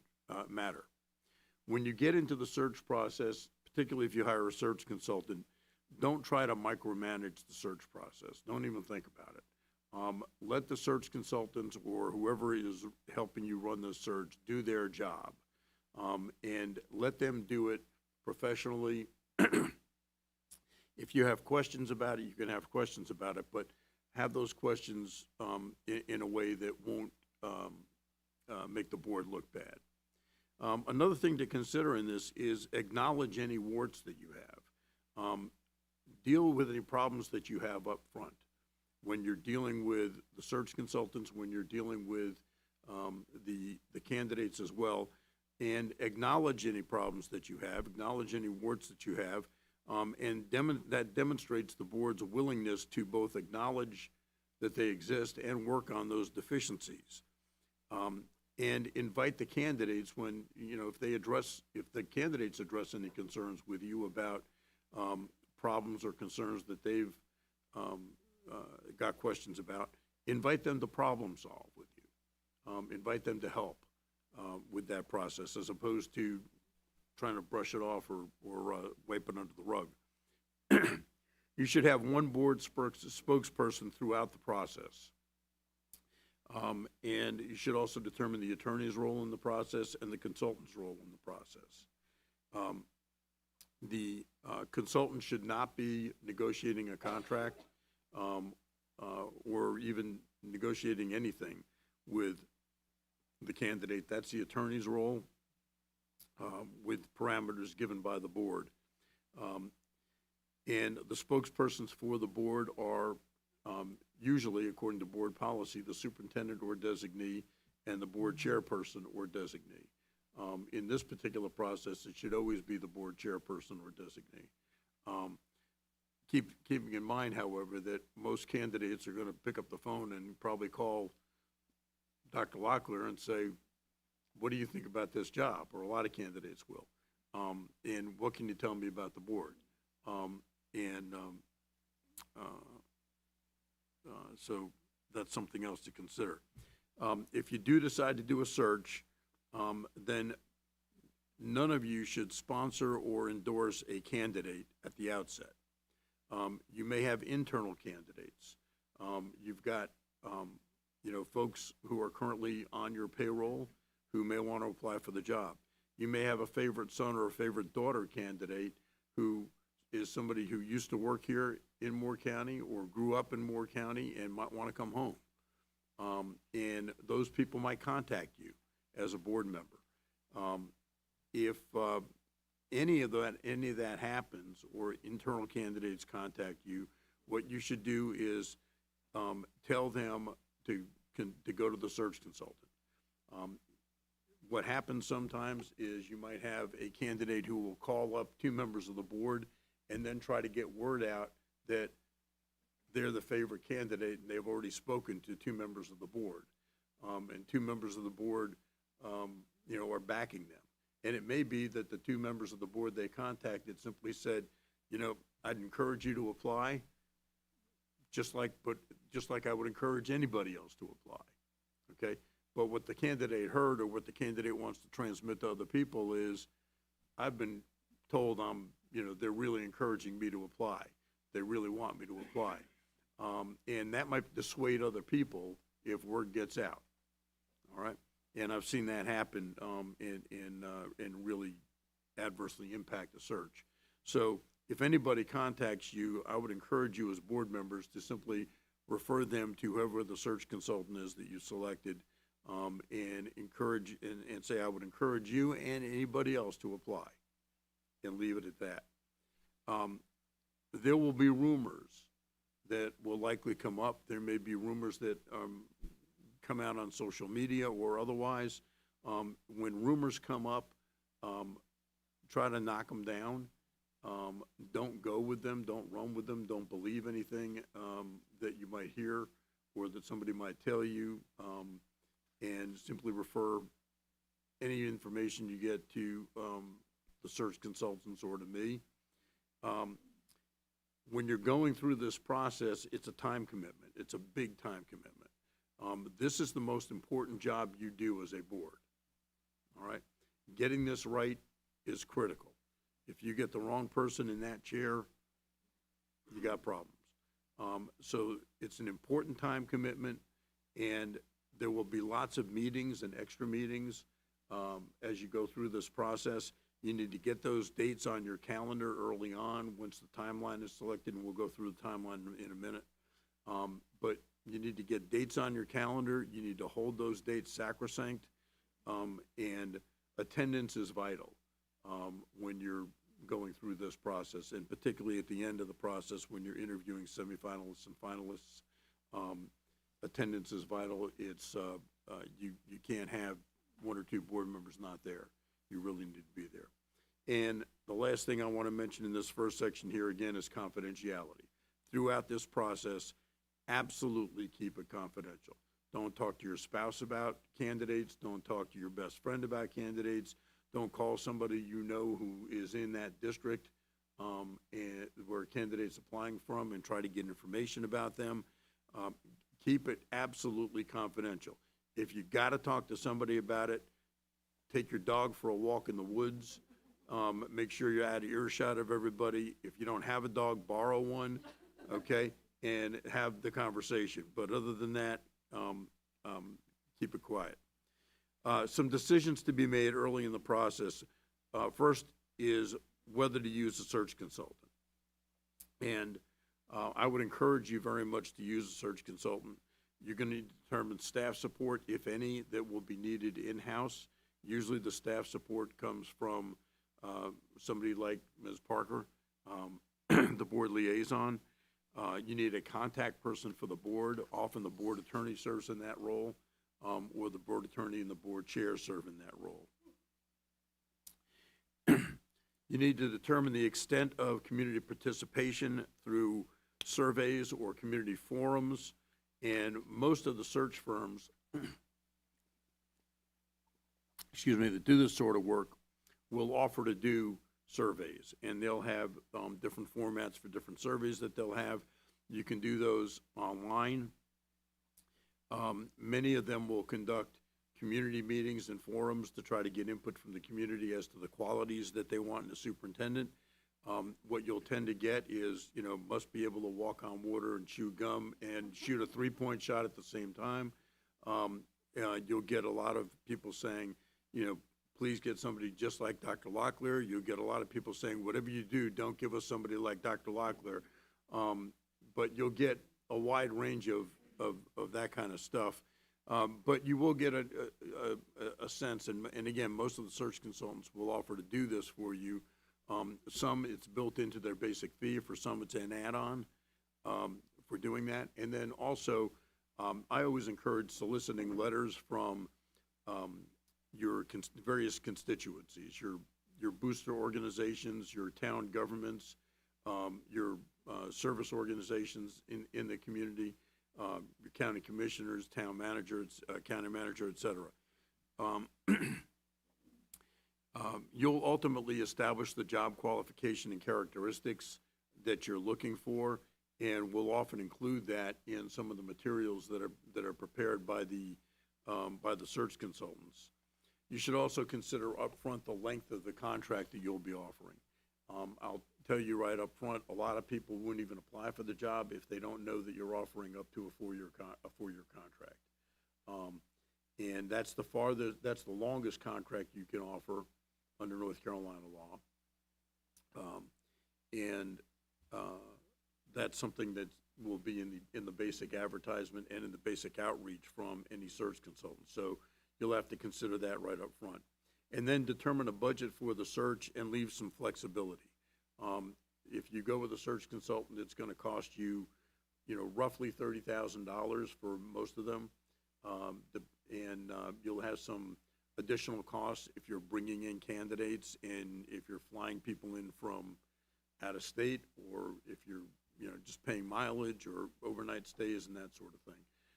So you'll need a budget for the search, and you'll need to set out some time, some funds for that. You'll determine a timeline with target dates, and if you look at in these materials at page 7, just turn 4 pages here. This is an example of what the search draft time, a superintendent search timeline will look like. It ends with the date employment is to begin. So that's your ending point. But the beginning part is determining the search process and whether to use a consultant, then establish the timelines, select a consultant. You can switch those around, select a consultant and establish the timeline. But it's usually good to, when you're trying to get the consultant, to tell them this is our anticipated timeline, so that they know what resources they'll have to expend in order to meet your timeline. If you've got a very tight timeline, I'm involved in another search process right now where it's a very, very tight timeline. And because the timeline was so tight, we had 2 search consultants drop out. And we had 2 that were left that said, yeah, we can meet the timeline. One of them said, because the timeline's so tight, we're going to have to charge extra in order to deal with this. So you need to establish the timeline and let the consultant know. Dr. Locklear has given you, some lead time. We've got 90 days roughly until March 1, or 90 days exactly until March 1. I got to count my 31s and my 28s. And then between March 1 and June 1, July 1, whatever, you might want to consider an interim superintendent. After you select a consultant, advertising the vacancy will begin. Within that advertisement, you'll have an application deadline. Then you'll have a meeting to choose the ones that you want to interview. And your search consultants will come to you with, they may come to you with, these are who we would recommend. These are in the next group, if you want to consider any. Different consultants do it different ways. They have different processes, but you can tell them how you want to handle that part if you want to. Typically, boards will interview in the semifinalist round anywhere from 5 to 8 candidates, and then narrow that down usually to 3. And so you'll have various meetings to choose the interviewees, and then for first round interviews, and then to select finalists, and then meeting for final interviews and to determine the terms of an offer. After that, you'll have contract discussion.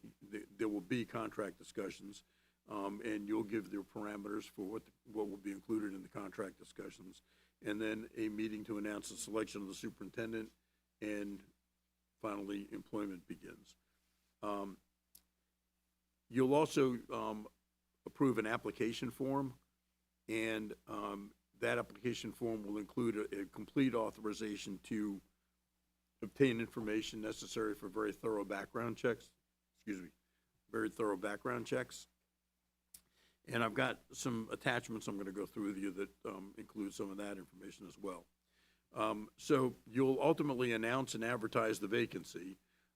Your goal in this whole process is to get the deepest, broadest pool of highly qualified applicants you can.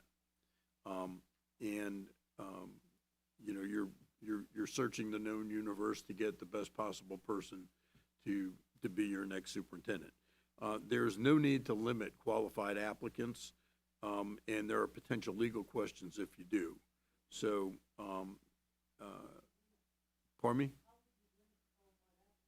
You could say, for example, you know, prior experience as a superintendent required, or doctorate required, or EDD or PhD required, or you know, EDD and ability to walk on water required. You know, anything like that.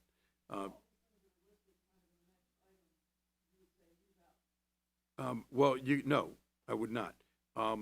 Because you'll approve the advertisement, you'll determine whether or not to advertise the salary in a range.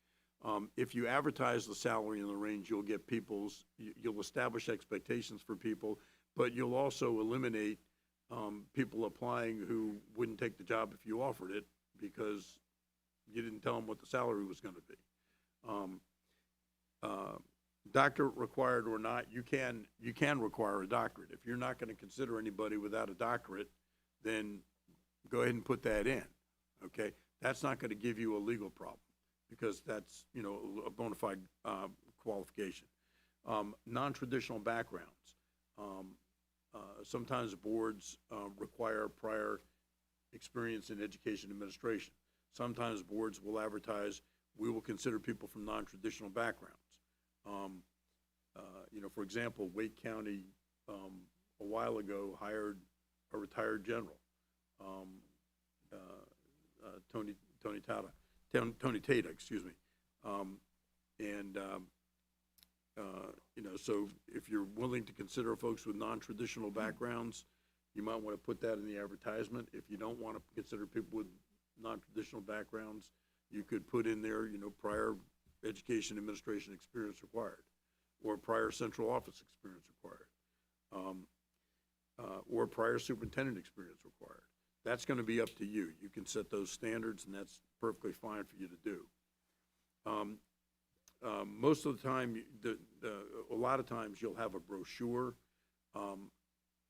Some of these superintendent search groups will go to, for example, they'll all be at the AASA convention, the American Association of School Administrators Convention.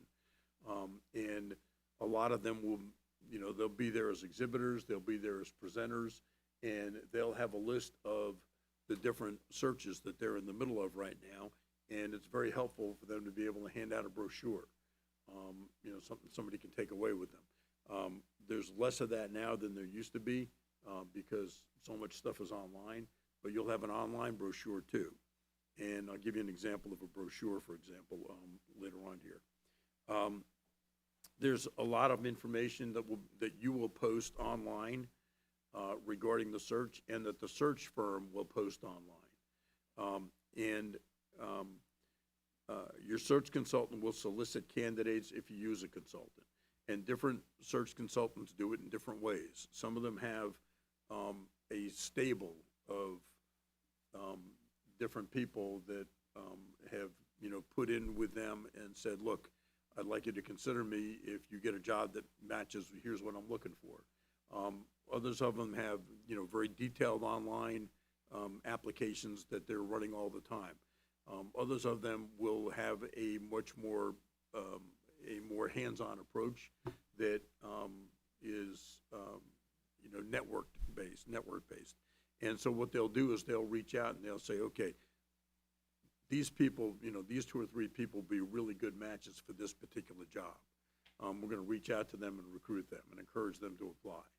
So the different search firms do it in different ways, and but they'll all do some solicitation of candidates that they think would be a good fit for you.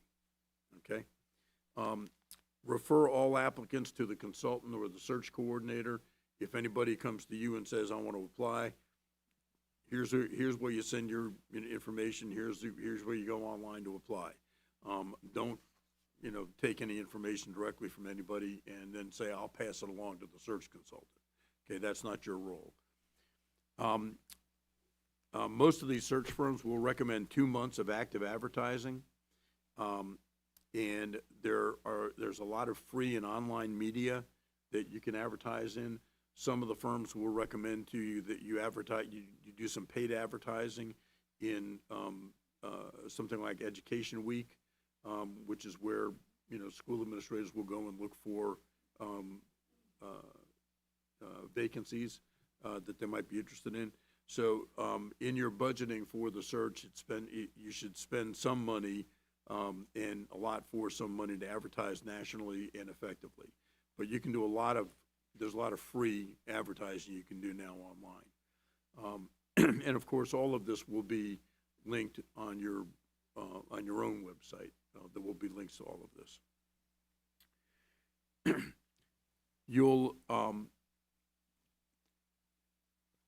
Your search consultant will screen applications.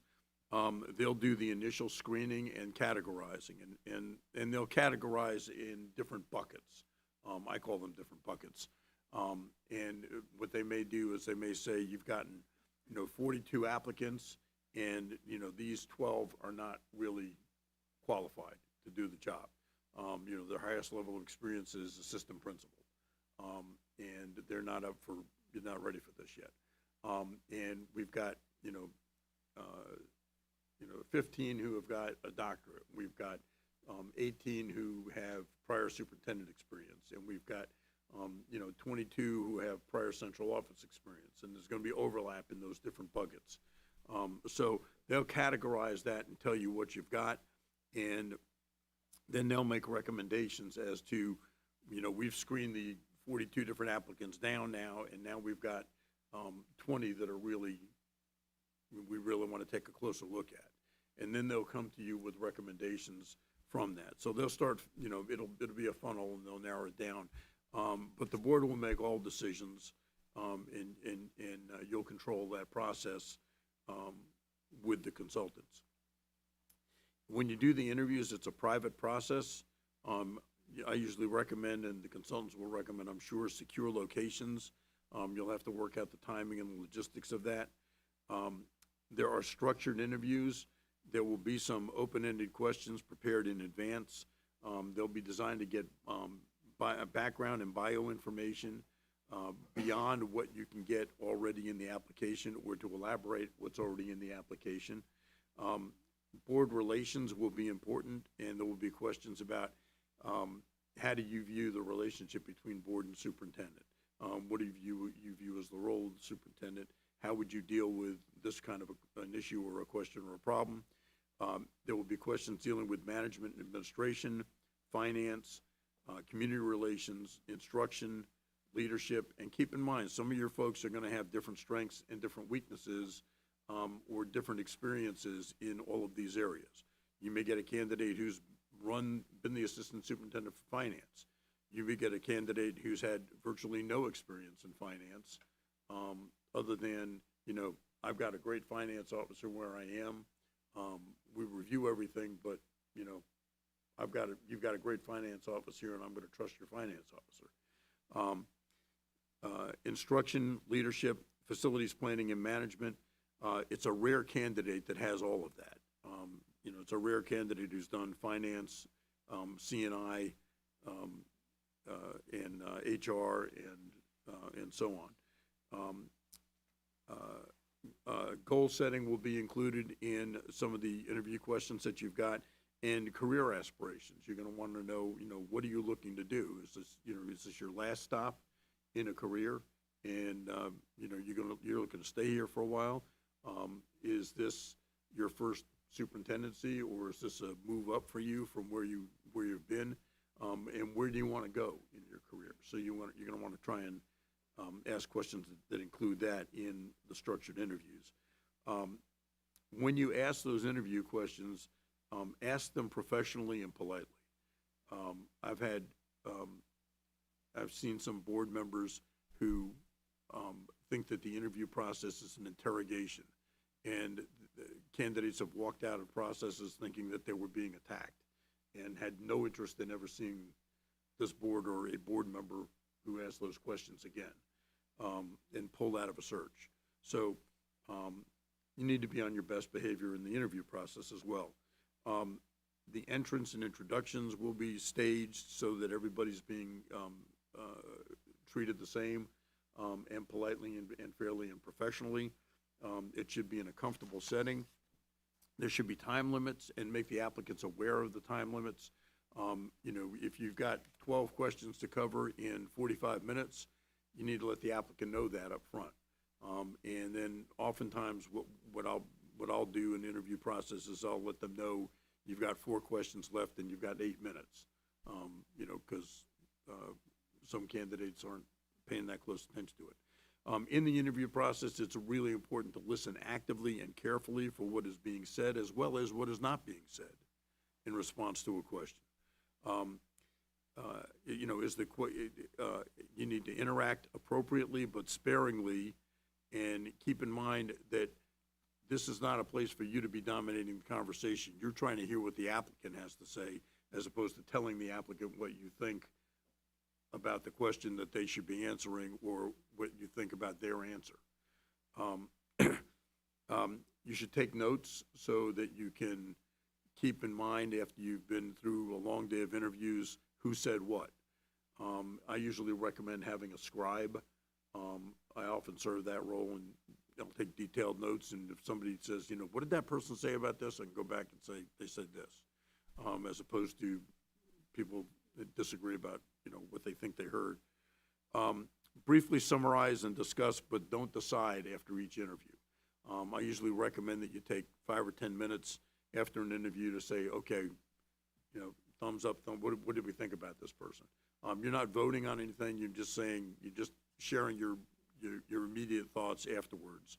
And you'll have much more time after the full interview process to carefully consider everybody. Things to watch and listen for in an interview. Does the candidate answer the questions directly and to the point? Does the candidate talk too much and tell you more than you want to know? Does the candidate have a sense of humor and humility, and is that being expressed in their responses? Does the candidate give realistic answers? You know, if, for example, the answer to the candidate answer to every question is, well, we'll just go to the county commissioners and ask them for more money. You know, that may not be a realistic answer to every question. Does the candidate ask insightful and meaningful questions of you when you give them an opportunity to do that? Does the candidate make one feel comfortable in the answers given and the leadership capacity displayed? Does the candidate appear to have done their homework before the interview? I've been in, you know, I was in a superintendent a finalist interview with a candidate, and the candidate didn't have the slightest idea how many schools were in the school system, what the size of the budget was, and how many high schools there were. Obviously had not done their homework. And this was for a finalist interview. So, you know, look to try and figure out if they've done their homework before they've gotten to you. And does the candidate seem to have knowledge about the school system and the community it serves? I already mentioned you'll select your finalists. Usually there'll be at least 3, and usually and sometimes up to 5 or 6. You may have some pension spiking considerations that might impact your decision making. Or at the very least, you need to inform yourself about pension spiking considerations. If you're hiring somebody who's, you know, this may be the last stop in their career, and you're going to be paying them not only their salary, but if there's a pension spike to pay as their last employer, you're going to be on the hook for the pension spike. And that's just reality. So it's something that you may want to consider or at least be aware of when you're doing that. The consultant... Okay, pension spiking is if a person has been paying, let's say they're a superintendent in a small school system, and they're a really small school system, and their salary is $130,000, and then they come here and their salary goes way up to whatever you're paying. the amount of money that they've paid into the retirement system isn't gonna cover the retirement system's payout when they retire, because it's gonna be based on their best 4 consecutive years, which are usually your last 4 years.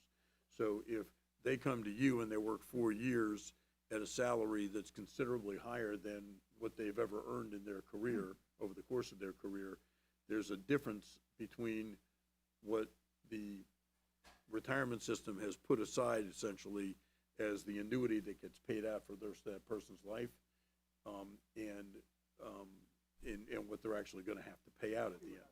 So you have to make out the difference in that, unless you enter into an agreement where the person agrees to pay half of it, or that they're gonna be responsible for the pension spending considerations. But there are different ways to go about that. That can be part of negotiations, but it's, it's reality in this, now in this day. Some boards will say, that's a cost of doing business, we're not gonna let it dissuade us in the search, and, we can afford it. And other boards will say, oh my God, there's no way we can afford this, we gotta eliminate this person. Or if it comes down to,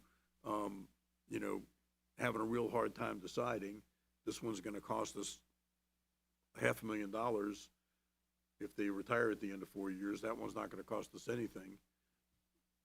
It could be a factor. You'll conduct background checks on the finalists. Different consultants offer to do that. Often the attorney will end up doing that. So that'll be decided once you figure out who the consultant is and who does their background checks and how thoroughly they do the background checks. You may have seen the superintendent in Des Moines, was in the news recently, and the background check didn't turn up some stuff that should have come up in a background check. That'll be very important. The finalist interviews, you'll have different questions than you had in the semifinalist interviews. They'll be more detailed. And sometimes in finalist interviews, you'll also have a prompt, or you'll ask the candidate to prepare a PowerPoint presentation on what they do in their first 100 days. Or you'll give them a different prompt of, how would you address this issue? So different ways of dealing with the finalist interviews. You'll also determine whether or not you want to do site visits. And some boards want to do site visits to wherever the candidate's coming from, and others don't. Once you've selected your top candidate, again, you may want to reconsider whether you want to do a site visit with the selected candidate. Negotiating the contract, the board determines the parameters with the advice of counsel in closed session, and then the attorney negotiates and gets to a contract, and then you get to the point where you're ready to announce a new superintendent, and that's done in an open meeting. And usually in that open meeting, you have a motion to elect Joe Blow as your next superintendent, and approve the contract that's been prepared. And you'll often have a press conference and a reception with the community, and community meetings as part of that process. If you'll go beyond page 7, you get to Exhibit A. And I've got just some, from different searches, some examples of, for example, this is one from Dare County Schools from several years ago. These are the selection criteria that the board developed after community meetings and forums and the online questionnaires and working with the consultant. And so that's just an example of selection criteria. Exhibit B is an example of a one-pager where you include this in the announcement of the school system search, and in the beginning you set out what your preferences are. In the second paragraph, you indicate the qualities you're looking for. In the third paragraph, you describe the the community, third and fourth paragraphs there. In the fifth paragraph, you describe, the board and the school system, and then how to send applications in. Exhibit C is an example. This was a full-color brochure that was a fold-out thing that was prepared. This is again for Dare County Schools, and this was done in connection with a search consultant out of Omaha, Nebraska, McPherson and Jacobson. They're on the fourth page there, but you can see the kinds of information, that you'd put in a brochure that the search consultants can distribute both online and in person. And your timing is good for this because the AASA convention is in February. And that's, going to likely be within your timeline for getting people to apply. Exhibit D is just an example of an application. I'm not going to belabor this and go through this with you, but I'm going to let you take a look at it. It's got some name, rank, and serial number with the applicant, their employment history is in here, and describe your employment experience with regard to educational leadership, goal setting, and monitoring achievements, use of instructional technology and other innovative media to improve student performance and foster system-wide success, financial planning and school system budgets, operational planning, both long and short term, effective team building skills, recruiting, growing, and retaining school system leaders, personnel management, including performance evaluation, fostering community and/or intergovernmental partnerships and experience working with diverse populations, and so on. So these are all things that you could decide what you want to gather information about through the application process. And then you've got the educational background, community and professional activities, and then some essay questions. And again, you can decide what you want to put in here. So for example, in this one, this was for Wilson County Schools. Why are you interested in being superintendent of the Wilson County Schools? What would you do to raise student achievement levels and help close achievement gaps? What personnel and/or administrative skills or experiences do you have which you believe make you qualified to be our next superintendent? How would you make time to be visible in both community and schools? How do the boards and superintendents' respective roles complement and support each other? And then references and any additional information and criminal background check, credentials, and release and certification. So these are just examples of the types of things that you'll be using in the search process. And I thought I'd throw a few of those in here for you just to have available to take a look at. Okay.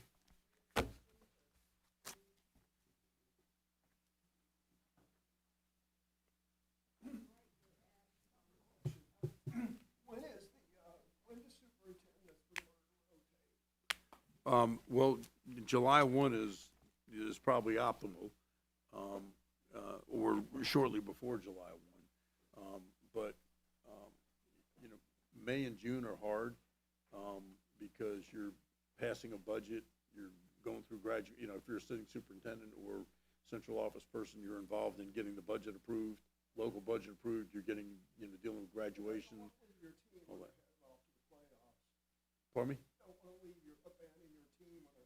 Yeah, right, yeah, Mr. Lane Kiffin, yes.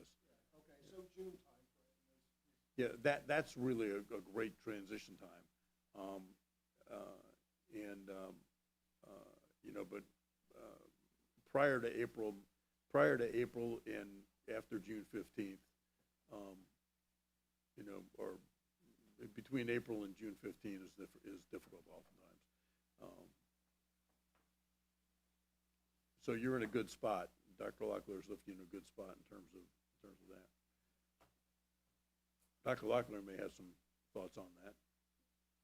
I don't want to put you on the spot. Well, I think there's a variety of reasons in timing. I'm sure I do agree. Kind of the natural end of the fiscal year, and then coming in July 1 is a natural transition point. So I agree. That's probably a more common time that you see the transition take place, or at mid-year. sometimes you see that timing as well.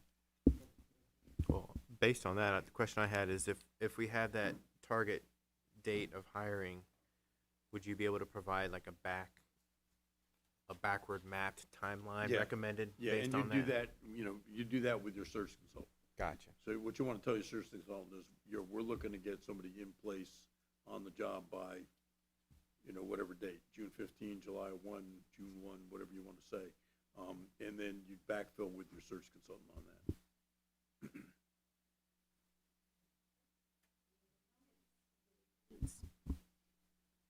All right, so we're at superintendent comments. Did you have anything you wanted to share? Nothing else to share this evening. Thank you. Okay, board comments? Let me mention one other Oh, thing, if I sorry. may. Yes, sir. With regard to search consultants, Mhm.